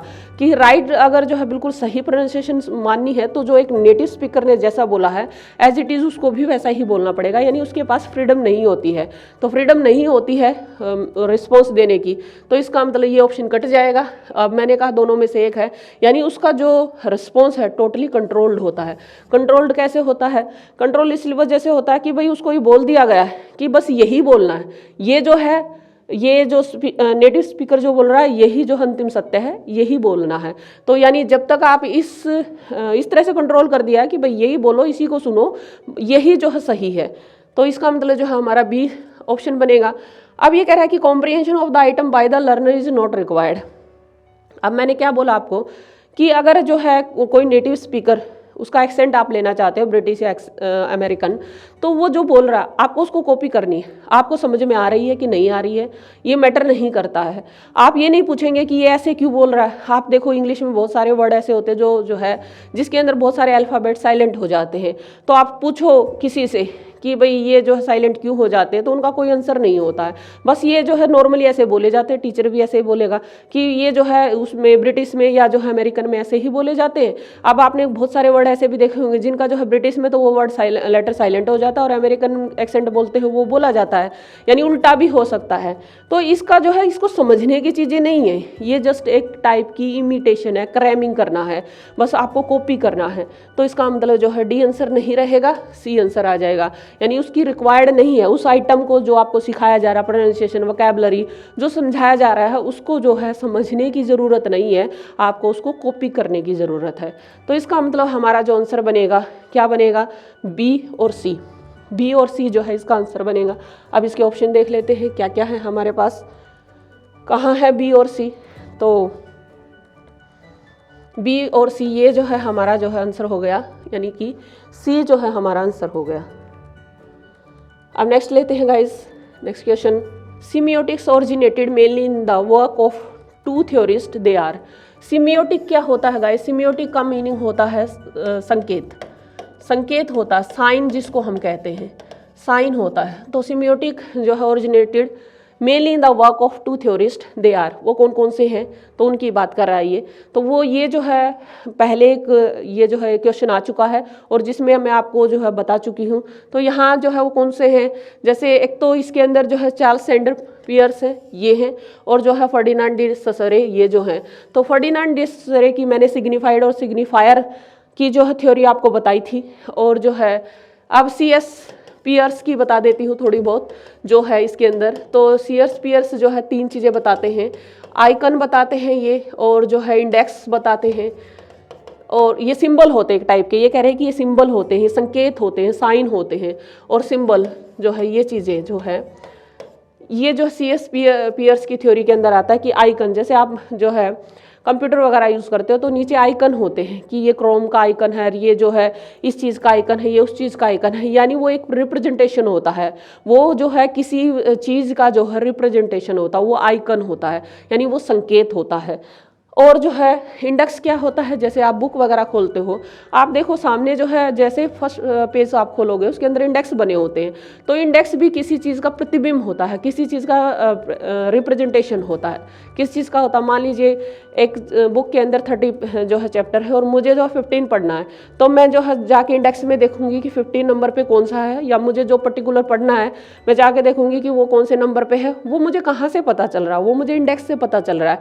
अब इंडेक्स से क्या है, वो भी जो है यानी उस बुक का जो है वो रिप्रेजेंटेशन है। तो जो है CS पियर्स ये कहते हैं कि चीज़ें जो है कई बार आइकन जो है इंडेक्स ये चीज़ें हैं, जैसे आप ये कह सकते हो सिंबल, यानी किसी तरीके से भी हो सकते हैं। ये जो है लैंग्वेज में भी होते हैं, और हमारे ह्यूमन बींग तो हमारा पार्ट ही है लैंग्वेज का। जैसे कोई मान लीजिए आपके सामने है, आपको जो है आपकी बात में वो इंटरेस्टेड नहीं है, तो वो जो है कौन सा ऐसा इंडेक्स दिखाता है, कौन सा आइकन ऐसा दिखाता है, या कौन सा सिंबल ऐसा दिखाता है जिसको आप ये साइन मिल जाता है कि भाई आप जो है कि वो बात में इंटरेस्टेड नहीं है। तो यानी उसका फेशियल एक्सप्रेशन, उसका जो है बॉडी लैंग्वेज, वो इस तरह से वो बोलता नहीं है मुँह से, लेकिन सामने से पता चल जाता है कि वो आपकी बात में इंटरेस्टेड नहीं है। तो ये चीज़ें क्या है, ये जो है किसी चीज़ को समझने के ये साइन होते हैं। सिंबल क्या है, आप जैसे लगा लीजिए, जैसे आपने राजा हरिश्चंद्र के बारे में सुना होगा। राजा हरिश्चंद्र का जो उनके जो एक्शन है, उनके एक्शन का जो है आपने जैसे आज के दिन राजा हरिश्चंद्र की बात करें तो जो ऑनेस्टी है, या ऑनेस्टी से ज़्यादा हम ये कहें ट्रूथफुलनेस है, तो जैसे आपके सामने कोई कहे कि मैं सच बोल रहा हूँ, ऐसे कंपेल कर रहा हूँ, तो आप कहेंगे कि तू आया बड़ा हरिश्चंद्र बन के। तो हरिश्चंद्र जो है किसका सिंबल, तो सिंबल किस चीज़ का है ये, यानी कि वो जो ट्रूथफुलनेस का है। तो CS पियर्स ये कहते हैं कि आइकन हुआ, इंडेक्स हुआ, ये जो है अपने आप में एक लैंग्वेज है, और ये जो है वर्ड के साथ कॉम्बिनेशन हो जाते हैं। तो आपके सामने जैसे किसी चीज़ का आइकन आया, यानी किसी कंपनी का लोगो जो आता है, आइकन कह लीजिए, लोगो कह लीजिए, तो ये क्या दिखाते हैं। जैसे आप श्री एकेडमी का देखेंगे तो आप जो है जिस तरह से S और A लिखा हुआ है, तो वो जो है लोगो है, तो उससे पता चलेगा कि श्री एकेडमी का है लोगो है, या उसको रिप्रेजेंट करता है, यानी किसी चीज़ को रिप्रेजेंटेशन करता है। ऐसे जो है कुछ नेचुरल भी चीज़ें होती हैं, कुछ जो है आर्टिफिशियल होती है। जैसे आपका जो है कोई आप ओवन में कोई चीज़ बना रहे हो और उसके ऊपर जो है आपने टाइमिंग सेट करके वो बीप करता, तो जो बीप की आवाज़ है यानी वो बीपिंग होती है, तो वो ये बताती है वो भी किसी चीज़ का रिप्रेजेंटेशन है। वो किस चीज़ का रिप्रेजेंटेशन है कि भाई वो जो है चीज़ें, वो चीज़ तैयार हो गई है, आप उसको मतलब उसका टाइम कंप्लीट हो गया और वो चीज़ तैयार हो गई है, you can eat it and you can take it, जो भी आप कहना चाहें। तो ये जो है यानी ये जो है CS पियर्स 3 चीज़ें बताते हैं अपनी थ्योरी के अंदर, आइकन, इंडेक्स और सिंबल। ये आपके जो है बिहेवियर के बारे में भी होता है, ये जो है लिंग्विस्टिक में यानी लैंग्वेज में भी होता है। तो इस सब चीज़ों का इसके अंदर डिस्क्रिप्शन देते हैं। और सबसे की मैंने थ्योरी आपको बताई है कि सिग्निफाइड और सिग्निफायर के मैंने बारे में बोला कि जैसे रेड है, रेड जो सिंबल होता है किस चीज़ का होता है, वो कॉन्टेक्स्ट के हिसाब से होता है कि भाई जो है रेड जो है किस चीज़ का सिंबल होगा, कि वो जो है डेंजर का भी हो सकता है और लव का भी हो सकता है। अगर और जो है स्टॉप का भी सिंबल हो सकता है। अगर आप जो है रेड लाइट में खड़े तो रेड लाइट हो गई तो इसका मतलब आपको रुकना है, और अगर ऐसे किसी इलेक्ट्रिक चीज़ के आसपास खड़े हो, इलेक्ट्रिसिटी है वहाँ पे, तो वहाँ पे रेड जोन दिखा रखा है तो इसका मतलब वो डेंजर है। यानी हर चीज़ ये जो सिंबल होते हैं, रेड कलर है या किसी भी तरह की, ये चीज़ें जो है पूरी लैंग्वेज को रिप्रेजेंट करते हैं, पूरे उसको थीम को जो है उसके अर्थ को रिप्रेजेंट करते हैं, इसलिए यहाँ पे सिमियोटिक लिखा है। तो आई थिंक ये भी पॉइंट आपको क्लियर हो गया होगा। तो इसका जो है A और C जो है इसका आंसर रहेगा। इसके 2 राइटर हैं इससे थ्योरी से रिलेटेड, तो वो जो है A और C हैं। तो वो A और C कौन कौन हुए, C आंसर जो है हमारा हो गया। अब नेक्स्ट लेते हैं, in the communicative approach to ELT the development of language learning और टीचिंग इन्वॉल्व्स अ शिफ्ट। ये कह रहा है कि आप इस क्वेश्चन को देखिए, देखो गाइज, ये इस तरह के क्वेश्चन होते हैं जो हमारे पेडागोजी से रिलेटेड या जो इंग्लिश बेसिक कंसेप्ट है, ये टफ नहीं होते हैं। एक तो थोड़ा सा आपको कंसेप्ट पता होना चाहिए, जैसे राइटर वगैरह के बारे में, तो देखो ये चीज़ें तो ये कहेंगे कि टेक्निकल चीज़ें हैं। अगर किसी राइटर ने कोई थ्योरी दी है, कोई जो है कंसेप्ट दिया है, और वो तो आपको पता ही होना चाहिए। लेकिन जैसे इस टाइप का जो क्वेश्चन है वो टोटली आपकी समझ पे डिपेंड करता है। तो आप जो है इसको थोड़ा सा समझिए, यानी इनकी जो मैं ये कहूँगी कि क्वेश्चन टफ नहीं होते, इनकी लैंग्वेज को समझना जो है वो ज़रूरी होता है। तो इस पे क्या है, आप क्वेश्चन को देख लेते हैं। ये कह रहा है इन the communicative approach, communicative approach in the sense, इसका मतलब क्या है कि कम्युनिकेटिव अप्रोच, कम्युनिकेटिव अप्रोच का मतलब है कि बातचीत यानी स्पोकन इंग्लिश की बात हो रही है यहाँ पे। जो राइटिंग स्किल है उसकी बात नहीं हो रही है यहाँ पे, स्पोकन स्किल की बात हो रही है। तो स्पोकन की बात यहाँ पे कह रहा है। तो ये कह रहा है ELT का मतलब है इंग्लिश लर्निंग टीचिंग। ये कह रहा है कि जब आप इंग्लिश की लर्निंग और टीचिंग करते हो, यानी एक टीचर जब पढ़ाता है, एक स्टूडेंट जब सीखता है, और वो जो है जब स्पोकन सीख रहा होता है, कम्युनिकेटिव अप्रोच पे काम कर रहे होते हैं। कम्युनिकेटिव अप्रोच यानी स्पोकन सीख रहा होता है और एक टीचर स्पोकन सिखा रहा होता है। तो डेवलपमेंट ऑफ लैंग्वेज लर्निंग और टीचिंग इन्वॉल्व्स अ शिफ्ट। तो एक शिफ्ट आता है, एक चेंज आता है। वो चेंज क्या है, यानी कि राइटिंग से आप जब स्पोकन की तरफ जाते हो तो वो एक चेंज आ जाता है उस लैंग्वेज के डेवलपमेंट में। तो वो क्या है, तो हम बात कर लेते हैं। From form based to meaning based approach, from eclectic approach to rigid method, from teacher centered to learner centered, from broad based competence to specific needs। तो गाइज अब मैं जैसे आपको आई थिंक अब क्लियर भी हो गया होगा। अब देखते हैं, जब एक टीचर जो है कोई स्पोकन सिखा रहा है और स्टूडेंट जो है स्पोकन सीख रहा है गाइज, तो इसके अंदर क्या होता है। देखो ऐसा कहा जाता है ना, आपने सुना होगा अगर कहीं सीखी है, ऐसा कहा जाता है कि भाई जो है ग्रामर की ज़रूरत नहीं होती स्पोकन करते हुए। ये नहीं जानने की जरूरत है कि सब्जेक्ट वर्ब ऑब्जेक्ट क्या होता है, या अग्रीमेंट क्या होता है, कॉम्प्लीमेंट क्या होता है, नाउन प्रोनाउन एडजेक्टिव और वर्ब क्या होते हैं, तो इनको जानने की जरूरत नहीं है। स्पोकन का टीचर खाली ये कहता है कि स्पोकन का जो मेन एम है वो ये होता है कि टू कन्वे द मैसेज, आपको अपनी बात को दूसरे तक पहुंचाना है, और वो जो है ग्रामेटिकली अगर थोड़ा बहुत रॉन्ग भी हो तो उससे कोई फर्क नहीं पड़ता। हमेशा जो है स्पोकन का टीचर बिगिनर को कहता है कि बस आप बोलिए, आपको कोई ज़रूरत नहीं है ये ग्रामर के पचड़ों में पढ़ने की, उसके रूल रेगुलेशन को समझने की। यानी स्पोकन के अंदर, यानी कम्युनिकेटिव अप्रोच के अंदर जो है फॉर्म की ज़रूरत नहीं होती है। वो कहते हैं कि मैसेज को कन्वे कर दो, यानी अपनी बात को समझा दो। तो इसका मतलब यहाँ पे क्या है, फ्रॉम क्या शिफ्ट आता है, form based to a meaning based approach. तो ये जो है एक ऑप्शन तो ये बन जाएगा हमारा कि हम राइटिंग करते हो पूरा ध्यान रखेंगे। जैसे अगर आप राइटिंग करते हो, आपका इजामार हैज़ है कुछ इधर उधर हो जाता है तो उसी के मार्क्स कट जाते हैं जब आप इंग्लिश लैंग्वेज का पेपर दे रहे होते हो, क्योंकि राइटिंग स्किल में चीज़ें देखी जाएंगी। लेकिन स्पोकन करते हुए अगर थोड़ा बहुत इधर उधर हो गया तो उसके ऊपर ज़्यादा फोकस डाला नहीं जाता। यानी फॉर्म बेस्ड से जो है ये शिफ्ट किसके ऊपर आ जाता है, मीनिंग बेस्ड के ऊपर आ जाता। तो ये एक ऑप्शन ये बनेगा हमारा। दूसरा कह रहा है इलेक्टिक अप्रोच टू रिजिड। अब देखो रिजिड क्या होता है, कठोर होता है, रूल रेगुलेशन को फॉलो करना। तो आप इस वर्ड से ही समझ सकते हो कि रिजिडनेस नहीं होती है। स्पोकन में जो है लर्नर की खुली छूट होती है कि आप जो बोलना चाहते हो, गलत सही जो भी कुछ बोलो तो एक बार बोलो। बस वहाँ पे मेन क्या होता है, सिखाने वाला ये कहता है कि बस आप बोलिए, कुछ भी बोलो। तो यानी ये जो ऑप्शन नहीं होगा हमारा। From teacher centred to learner centred classes definitely होती है। अभी मैंने क्या बोला कि टीचर क्या कहता है कि भाई बस आप बोलिए, मतलब लर्नर की खुली छूट होती है कि आप जैसे गलत बोलो, सही बोलो, थोड़ा बोलो, कम बोलो, ज़्यादा बोलो, बस बोलो। तो यानी कि ये जो है हमारा आंसर हो जाएगा। फिर कह रहा है from broad based competence to specific needs. तो गाइस जो स्पोकन सिखाया जाता है वो जो है स्पेसिफिक नीड के लिए नहीं होता, वो जनरली किसी भी सिचुएशन में बोलने के लिए हो सकता है। वो जो है एक जो है स्टूडेंट के लिए भी हो सकता है, वो एक बिजनेसमैन के लिए भी हो सकता है, वो एक हाउसवाइफ के लिए भी हो सकता है, तो कोई भी इसके अंदर आ सकता है। तो स्पेसिफिक नीड्स नहीं होती है, ये ब्रॉड बेस्ड ही चलता है, तो ये नहीं होगा। यानी इसका मतलब ये है कि हमारे पास जो आंसर बनेंगे ए और सी बनेंगे। तो आप देखते हैं ए और सी कहाँ है, तो ए और सी जो है हमारा डी ऑप्शन के अंदर है। तो गाइस आई थिंक आपको ये क्लियर हो गया होगा। अब चलते हैं नेक्स्ट। मैंने आपको बोला ना गाइस कि इनकी लैंग्वेज ही जो है थोड़ी सी समझने की होती है, ये मुश्किल नहीं होता है ये पोर्शन। हमारे जो यूजीसी नेट के अंदर बहुत सारे ऐसे पोर्शन हैं जिनको अगर आप लैंग्वेज को समझते हैं, देखो डेफिनेटली उनका कंसेप्ट क्लियर करना बहुत ज़रूरी है। अगर आप जो है थोड़ा बहुत पढ़ते हो और उसको कंसेप्ट को क्लियर कर जाते हो तो फिर जो काम रहता है आपका इनकी लैंग्वेज को समझना होता है। जैसे आप लेते हैं, हमारा क्वेश्चन क्या है, असेसर रीजनिंग क्या क्वेश्चन है, आवर रियलिटी इज लिंग्विस्ट। ये कह रहा है कि जो हमारी रियलिटी है वो लिंग्विस्टिक है। लिंग्विस्टिक यानी कि जो हमारी ग्रामर है या हमारी जो वर्ड्स हैं, तो ये है स्टडी ऑफ लैंग्वेज है। लिंग्विस्टिक क्या होता है, स्टडी ऑफ लैंग्वेज। तो स्टडी ऑफ लैंग्वेज के अंदर सारी चीज़ें आती हैं, वी नाउन है, प्रोनाउन है, वर्ब है, ये सब कुछ आता है। ए लैंग्वेज मेडिटेटेड रियलिटी, और जो लैंग्वेज है वो किससे बनती है, ये जो है सच्चाई से बनती है, वास्तविकता से बनती है। अब रीजन क्या कहता है, और perception and understanding of reality are largely constructed by the words and other signs we use.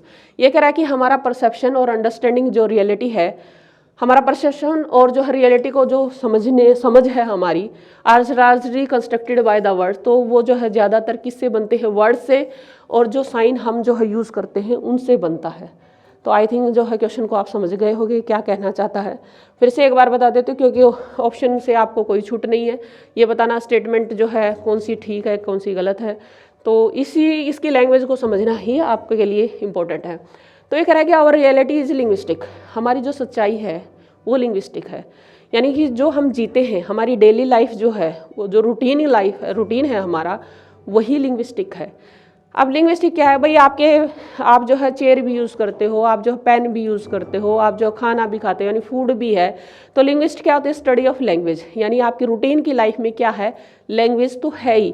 चाहे आप कोई भी लैंग्वेज बोलते हो, अनपढ़ से अनपढ़ आदमी भी लैंग्वेज का यूज़ करता है, पढ़ा लिखा तो चलो करता ही करता है। तो यहाँ पे ये नहीं कह रहा है कि भाई इंग्लिश ही, यहाँ पे लैंग्वेज की बात हो रही है। तो ये कह रहा है कि आवर रियलिटी इज़ लिंग्विस्टिक, हमारी जो सच्चाई है वो लिंग्विस्ट है। यानी कि हमारी स्टडी ऑफ लैंग्वेज है, यानी हमारी सच्चाई में, हमारी वास्तविकता में जो हम जीते हैं सुबह से शाम तक, उसके अंदर जो है नाउन भी आता है, प्रोनाउन भी आता है, एडजेक्टिव भी आता है, वर्ब भी आता है, एक्शन वैक्शन सब कुछ होता है इसके अंदर। अब ये कह रहा है कि लैंग्वेज मेडिटेटेड रियलिटी। अब हमारी लैंग्वेज बनती कैसे है? वो कह रहा है कि वो रियलिटी से बनती है। अब इसका मतलब क्या हुआ गाइस? देखो, अगर किसी के घर में जो है हिंदी बोलते हैं तो उनका बच्चा जो ऑटोमेटिकली हिंदी बोलेगा, किसी के घर में इंग्लिश बोलते हैं तो डेफिनेटली इंग्लिश बोलेगा। अब थोड़ी सी और बात कर लेते हैं, किसी के घर में कोई बहुत गाली गलौज देता हो, बढ़िया वाली गालियाँ देता हो, तो बच्चा जो ऑटोमेटिकली गालियाँ सीख जाएगा। यानी उसकी लैंग्वेज में जो गाली वर्ड कहाँ से आया, वो जो है जो गाली जैसी वोकैबुलरी उसके अंदर आ गई है तो कहाँ से आई? उसकी जो है रियलिटी ने उसको सिखा दी कि भाई ऐसी ऐसी हरकतें करे तो ऐसी गाली देनी होती है, ऐसी हरकतें कोई करे तो ऐसी गाली देनी होती है, और इस तरह से हैंडल करते हैं। यानी हमारी लैंग्वेज कैसे बनती है? हमारे एनवायरनमेंट से बनती है। तो ये कह रहा है हमारी रियलिटी से बनती है। अब ये कह रहा है तो ये तो बिल्कुल सच बात है। अब सेकंड आ जाता है, और perception and understanding of reality are largely constructed by words. अब ये कह रहा है कि रियलिटी को समझना और उस हमारा जो परसेप्शन बनता है वो जो है नॉर्मली वर्ड से और साइन से बनता, जो हम यूज़ करते हैं डेफिनेटली।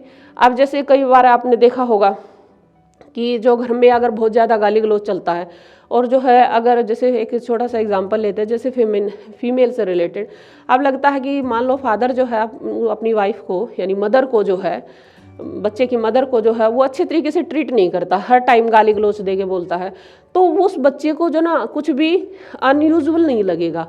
उसको लगेगा कि भाई लेडीज़ को ऐसे ही ट्रीट किया जाता है। उसको ये कभी महसूस ही नहीं होगा, अगर उसको जब तक दूसरा परिवार ना देख ले वो, कि उसको भाई ये भी एक जो इंसान है, इसको भी रिस्पेक्ट चाहिए, इसको भी जो है कुछ इम्पोर्टेंस चाहिए। तो क्योंकि उसने अगर जॉइंट फैमिली में 2-3 ऐसा कर रहे हैं तो फिर तो उसको लगेगा कि यही नेचुरल होता है। यानी जो वो जो है उसका रियलिटी के लिए अंडरस्टैंडिंग और परसेप्शन किससे बनता है? जो वो जो है वर्ड यूज़ करते हैं और जो है साइन यूज़ करते हैं। जैसे पहले कहते थे ना कि औरत की अकल जो है गुद्दी में होती है या अकल जो है कम होती है, जो भी कुछ लगा लीजिए, जो भी परसेप्शन था, तो धीरे धीरे वो परसेप्शन जो है नेक्स्ट जनरेशन में पहुंच जाता है। तो इसका मतलब क्या है गाइज? अगर जो इसका मतलब ये है कि भाई उसको रियलिटी जैसी दिखाई गई, उसके वर्ड और साइन ने जो है वैसे ही बना दी, तो उसको लगता है कि सच में ये बात होगी। फिर वो जो है उसके कब होश खुलेंगे, कब आगे चल के जो चेंज आएगा, जब तक वो दूसरे परिवार को किसी को ना देख ले। तो या आप इसको उल्टा भी ले सकते हो, नेगेटिव क्यों ले, उल्टा भी ले सकते हो। उल्टा इन द सेंस, अगर एक बच्चे को लगता है अगर फादर जो है मदर की बहुत केयर भी करता है, रिस्पेक्ट भी करता है, तो वो बच्चा सीख जाएगा कि केयर भी होनी चाहिए, रिस्पेक्ट भी होनी चाहिए। तो वो जो है अपनी वाइफ की ऑटोमेटिकली जो है रिस्पेक्ट भी करेगा। तो इसका मतलब ये है कि उसको लगेगा कि भाई इक्वलिटी यही चीज़ होती है, यानी इक्वलिटी है यहाँ पे। तो इक्वलिटी जैसे वर्ड आ जाएंगे उसकी जो है वोकैबुलरी के अंदर, उसका लाइफ के लिए, उसकी रियलिटी के लिए परसेप्शन और समझ ऐसी ही बन जाएगी। तो अगर किसी को कल को ये देखता है कि भाई कोई पीट रहा है, तो उसको बड़ा अजीब लगेगा कि भाई पिटने की क्या ज़रूरत है, ये भी होता है। तो दोनों तरीके से आप इसको ले सकते हो। तो इसका मतलब ये है, इसका जो आंसर रहेगा ये जो है दोनों ही ट्रू है, और जो है वो जो है करेक्ट एक्सप्लेनेशन है। तो गाइस इसका आंसर जो है रहेगा both A and R true and R is the correct explanation of A. तो ये जो है इसका आंसर रहेगा। अब नेक्स्ट लेते हैं 22।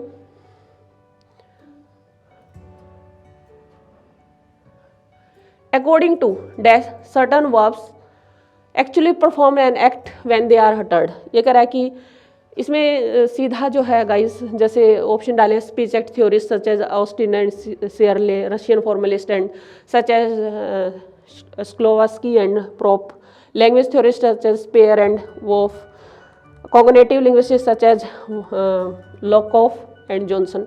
तो गाइस इसके जो है ये पूछा गया है एक किस्म से, अगर आप समझो इस क्वेश्चन को समझ लो तो इसका एक्सप्लेनेशन मैं ऑलरेडी दे चुकी हूँ, तो मैं यहाँ खाली आंसर बता रही हूँ।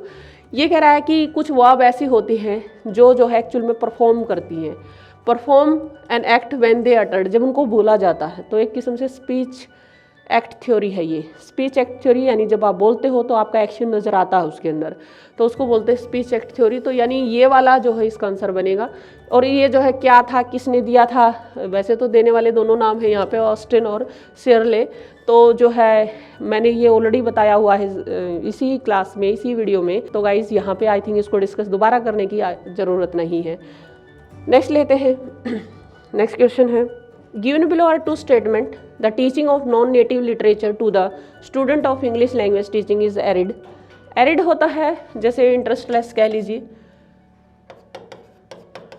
इंटरेस्टलेस यानी थोड़ा सा जिसमें इंटरेस्ट ना हो उसको बोलेंगे हम। ये कह रहा है कि the teaching of non native literature to the student of English language teaching is arid. ये कह रहा है कि जब आप किसी जो है इंग्लिश लैंग्वेज के स्टूडेंट को, इंग्लिश लैंग्वेज लिटरेचर पढ़ने वाले स्टूडेंट को आप नॉन नेटिव का पढ़ा रहे हो, यानी आप किसी दूसरी कंट्री का पढ़ा रहे हो जो उसका नहीं है, तो डेफिनेटली उसके लिए अटपटा होगा। तो कई बार वो है इंटरेस्टलेस हो जाता है, यानी वो स्टूडेंट जो है पढ़ना नहीं चाहता या उसको इंटरेस्ट कम आता है। सेकेंड स्टेटमेंट कहता है negative response in ELT classroom can create an interesting classroom situation. तो ये कह रहा है कि नेगेटिव रिस्पॉन्स भी जो है ELT English learning teaching classroom के अंदर कई बार जो है अच्छी इंटरेस्टिंग जो है क्लासरूम सिचुएशन बना देती है। तो गाइज इसको हम अपने उसके हिसाब से लेते हैं, इंडियन कॉन्टेक्स्ट में लेते हैं, हमारी जो है जो हमारा इंडियन लिटरेचर है उसके कॉन्टेक्स्ट में लेते हैं। तो कैसे, जैसे मान लीजिए आपने भी फील किया होगा, आप लिटरेचर, जब आप ये वीडियो देख रहे हैं इट मीन्स आप लिटरेचर के स्टूडेंट हैं, तो आपने फील किया होगा, क्या फील किया होगा कि भाई जब आप जो है जैसे इंडियन लिटरेचर पढ़ते हो तो उसके अंदर जो कैरेक्टर्स हैं, जो जगह के नाम हैं, वो आपके बहुत ज़्यादा फेमिलियर होते हैं। आप नाम से पता लगा सकते हो कि भाई ये मेल का नाम है, फीमेल का नाम है, ये जगह का नाम है, और बहुत सारे ऐसे नेम होते हैं जो इंडिया से रिलेटेड ही होंगे, तो आप पहले अच्छे से सुन रखे होते हैं, तो एक फेमिलियरिटी बन जाती है। आप जब फॉरेन का लिटरेचर पढ़ते हो, ख़ास तौर पर लैटिन लिटरेचर आपने पढ़ा होगा, क्योंकि मैंने लैटिन की जो है वीडियो बनाई हुई है, तो अगर आप लैटिन लिटरेचर पढ़ते हो तो उनके अंदर जो स्पेनिश लैंग्वेज यूज़ करते हो तो वो बोलने में अटपटी लगती है, फिर वो जो है इंटरेस्ट नहीं बनता। अगर कोई क्लासरूम में टीचर जो है लैटिन लिटरेचर पढ़ा रहा है, तो ये मैंने खुद भी फील किया कि जब मैं आपको लैटिन लिटरेचर करवा रही थी तो उसके अंदर जो है स्टूडेंट को लग रहा था कि ये क्या, और मुझे भी कहीं ना कहीं अनईजी किया था स्टूडेंट ने। तो गाइस ये जो है ये पहले वाले में ये बोल रहा है कि जो है क्लास थोड़ी सी इंटरेस्टलेस हो जाती है, लेस इंटरेस्टिंग कह लीजिए हो जाती है।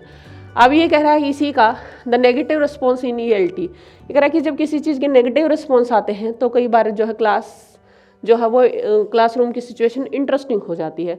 अब इसका जो है ये भी ठीक बात है। अब कैसे ठीक बात है, जैसे ये कहा कि अगर हम जो है किसी नॉन नेटिव का लिटरेचर पढ़ रहे हैं मान लीजिए क्लास में, तो गाइस एक उसके ऊपर रिस्पॉन्स उठ जाते हैं नेगेटिव भी। ये कैसे हो सकता है, क्योंकि इसीलिए देखो क्लास में क्या होता है जब आप लिटरेचर पढ़ाते हो किसी भी कंट्री का, क्योंकि मैं भी लिटरेचर की टीचर हूँ और आप भी लिटरेचर के स्टूडेंट हैं, और जो है आप देखिए जब भी हम किसी लिटरेचर को पढ़ाते हैं, किसी भी कंट्री का लिटरेचर पढ़ाते हैं, सबसे पहले हम जो है वहाँ की हिस्ट्री बताते हैं। तो हिस्ट्री बताने का मतलब क्या होता है, हिस्ट्री बताने का मतलब ये होता है गाइज कि आपका इंटरेस्ट बने, आप समझे कि उनके ये इश्यूज़ थे, इस वजह से उन्होंने ऐसा लिखा है। वो ज़रूरी नहीं है कि कई बार तो हमारे इंडिया के साथ उनके मैच हो जाते हैं, जैसे लैटिन अमेरिकन जो है टोटली हमारे जैसा ही था, वही स्ट्रगल उन्होंने किया, वही स्ट्रगल फ्रीडम का स्ट्रगल हमने किया। लेकिन अगर अमेरिकन लिटरेचर की बात करो तो उनका वो स्ट्रगल नहीं है जो हमारा, उनके कुछ और इश्यूज़ थे। उनके इश्यूज़ ऐसे थे कि उनको जो है जो एनवायरनमेंट है उनका, यानी क्लाइमेट जो है वो उनके लिए बड़ा चैलेंज था। इसी तरह से ऑस्ट्रेलिया के लिए जो है, कैनेडियन के लिए जो है, तो उनके लिए वो इश्यूज़ नहीं थे जो हमारे थे। तो यानी जब आप ऑस्ट्रेलियन लिटरेचर पढ़ते हो, आप जब कैनेडियन लिटरेचर पढ़ते हो, तो उससे पहले टीचर क्या करता है कि उसकी हिस्ट्री बताता है ताकि आपको समझ जाए, क्योंकि आप नॉन नेटिव जो है लिटरेचर पढ़ रहे हो। तो उससे क्या होता है कि हालांकि अगर आप सीधा पढ़ाएंगे तो नेगेटिव रिस्पॉन्स आएंगे ही आएंगे, लेकिन अगर आप हिस्ट्री पढ़ाते हैं तो कहीं ना कहीं स्टूडेंट का इंटरेस्ट जग जाता है। तो आप कई बार वो आपसे सिमिलर हो जाते हैं इश्यूज़, कई बार जो है डिसिमिलर हो जाते हैं। तो दोनों ही स्टेटमेंट राइट है गाइस। अब इसका ऑप्शन देख लेते हैं कौन सा है। तो both statement 1 and statement 2 are correct. तो दोनों ही जो है करेक्ट हैं ये। तो चलते हैं आगे। अब नेक्स्ट क्वेश्चन लेते हैं, ये क्या है, which of this statement are true in the context of neuro linguistic programming. तो इसमें से पूछा है कि आपसे जो है न्यूरो लिंग्विस्टिक प्रोग्रामिंग क्या है, उससे रिलेटेड जो है ट्रू फॉल्स बताना आपको। ट्रू पूछा इन्होंने, तो पहले तो हमें ये पता होना चाहिए कि न्यूरो लिंग्विस्टिक प्रोग्रामिंग होती क्या है। तो गाइस इसको ही शॉर्ट में NLP बोला है, न्यूरो लिंग्विस्टिक प्रोग्रामिंग को। तो इसको मैं जो है आपको सीधा सा बता देती हूँ, फिर इसकी जो है एक्चुअल वर्डिंग की बात करेंगे। तो इसके अंदर क्या होता है गाइस, इसके अंदर क्या होता है, जैसे लॉ ऑफ अट्रैक्शन सुना होगा आपने। लॉ ऑफ अट्रैक्शन क्या कहता है कि भाई अगर जैसे एक वो शाहरुख खान का डायलॉग है ना कि अगर आप किसी चीज़ को शिद्दत से चाहते हो तो सारी कायनात उससे आपको मिलाने की साजिश करती है। तो ऐसा आपने कोई जो है डायलॉग सुना होगा। तो इसका मतलब क्या है, लॉ ऑफ अट्रैक्शन, यानी आप किसी चीज़ को शिद्दत से चाहते हो, चाहे वो कोई इंसान हो, चाहे वो कोई चीज़ हो, चाहे कोई जो है लाइफ में आपको करियर हो आपका कि मुझे ये बनना, अगर आपके अंदर शिद्दत है उस चीज़ के लिए तो वो आपको जो चाहे मुश्किलें आएँ लेकिन आप गिव अप नहीं करेंगे। तो वो जो है, क्योंकि आप उसको इतनी शिद्दत से चाहते हो तो मुश्किलों के बावजूद आप उसको पा रहे हो तो वो आखिर में आपको मिलेगी वो चीज़। लॉ ऑफ अट्रैक्शन ये कहता है। लेकिन इसमें थोड़ा सा हम जो है थोड़ा सा और जोड़ते हैं। अब लॉ ऑफ अट्रैक्शन ये नहीं है कि खाली सोचने से आपको चीज़ें मिलेंगी, तो नहीं तो सुबह से लेकर शाम तक हम खाली सोचते रहे कि भाई बड़ी सी गाड़ी हो जाए, बड़ा सा बंगला हो जाए, ये सब हो जाए तो मेरे ख्याल से दुनिया में कोई गरीब ही ना रहे। तो लॉ ऑफ अट्रैक्शन ये भी कहता है साथ में कि अगर आप एक्शन करेंगे, यानी आपकी जो कोई तमन्ना बड़ी टूट के है और आप उसके लिए एक्शन करते हैं तब वो चीज़ मिलती है आपको। अगर आप जो है उसके लिए नॉन एक्टिव हो जाते हैं तो वो चीज़ें फिर आपको नहीं मिलेगी, क्योंकि आप ही लूज हो गए। अगर आप ही लूज हो गए तो फिर वो चीज़ आप, वो इतनी फालतू भी नहीं है कि वो आपको मिल जाए, इतनी आसान भी नहीं है कि वो चीज़ आपको मिल जाए। तो अगर आप जो है उसके लिए सिंसियर हैं और सिंसियरिटी के साथ आप काम करते हैं तो उस शिद्दत के साथ काम करते हैं, डेफिनेटली वो चीज़ मिलती है। तो कहीं ना कहीं अपने माइंड को जो है और अपनी बॉडी को, दोनों को उस चीज़ के लिए तैयार करना, यानी पहले तो ऐसा अपने माइंड को इस तरह से तैयार करना कि मुझे ये चीज़ चाहिए, दिल दिमाग कुछ भी कह लीजिए, माइंड कह लीजिए, ब्रेन कह लीजिए, फिर आप उसमें लग जाएं तो वो होता है। तो ये भी यही है, न्यूरो लिंग्विस्टिक प्रोग्रामिंग यही होता है। इसके अंदर भी यही होता है गाइस कि इसमें दो जो है आपके रिचर्ड बैंडलर और जो है ग्रिंडर, जॉन ग्रिंडर, ये दो राइटर थे, ये जो है लिंग्विस्टिक थे, ये इस तरह का जो है प्रोग्राम लेके आए थे। इसके तहत क्या था कि भाई एक टाइप से बिहेवियर को कंट्रोल करने वाली बात थी कि भाई आप जो है सोचो, जैसे पहले ये बीमार लोगों पे किया गया था कि अगर आप ये सोचते हो कि मैं बीमार हूँ तो वो ज़्यादा बीमार हो जाओगे। लेकिन अगर आप ये सोचोगे कि मैं ठीक हूँ, सारा दिन यही बात समझाई इन्होंने लोगों को 2 घंटे 3 घंटे कि मैं ठीक हूँ, इस तरह से एनवायरनमेंट क्रिएट किया, ठीक है, तो उन्होंने दिल में मान लिया कि वो ठीक है। अब दिल में माना तो फिर उनको जो है उनकी एक्टिविटी पे लगाया कि भी जितना किसी से एक्सरसाइज बनती है, योगा बनता है, वो करो। फिर अपनी डाइट में चेंज किया थोड़ा बहुत। तो अगर आपका दिल मान गया तो फिर सारी चीज़ें मान गई हैं, फिर आप उसके लिए एक्शन भी करेंगे। तो ये वही है, पहले इन्होंने जो है मैंने कहा कि पेशेंट पे किया, बाद में जो है ये लैंग्वेज पे भी आया। तो अगर आप जो है न्यूरो यानी कि नर्वस सिस्टम, आपके नर्वस सिस्टम को ये समझाया जाता है, हैबिचुअल किया जाता है कि आपका जो है ये एम है, आप जो है ये करना है आपको, और फिर जो है धीरे धीरे प्लानिंग ये की जाती है कि आप उसके लिए एक्शन क्या क्या करेंगे। तो इससे जो है जो पास्ट की मेमोरीज होती है उनको भी बुलाया जा सकता है, यानी एक मेडिकल टर्म है ये, और जो है लैंग्वेज को भी या अपने एम को भी पाया जा सकता है। तो ये गाइस आई थिंक आपको क्लियर होगा। अब इसका देख लेते हैं। एक तो मैंने ऑप्शन बता ही दिया है कि NLP was developed by Richard Bandler और जॉन ग्रिंडर इन 1970s। तो 70s के अंदर इनको ये हुआ था। अब स्टार्टिंग से देखते हैं। Neuros in NLP means that our behaviour is determined by our sensory experiences. यानी कि सेंसरी एक्सपीरियंसेस क्या है, यानी पहले चीज़ को सोचा जाता है, फिर दिखाया जाता है, यानी बार बार उस चीज़ों को कि भाई आप ये बन जाएंगे, आपके इतने मार्क्स आएंगे तो, या आप ये एग्ज़ाम क्लियर कर जाएंगे तो ये ऐसी लाइफ होगी।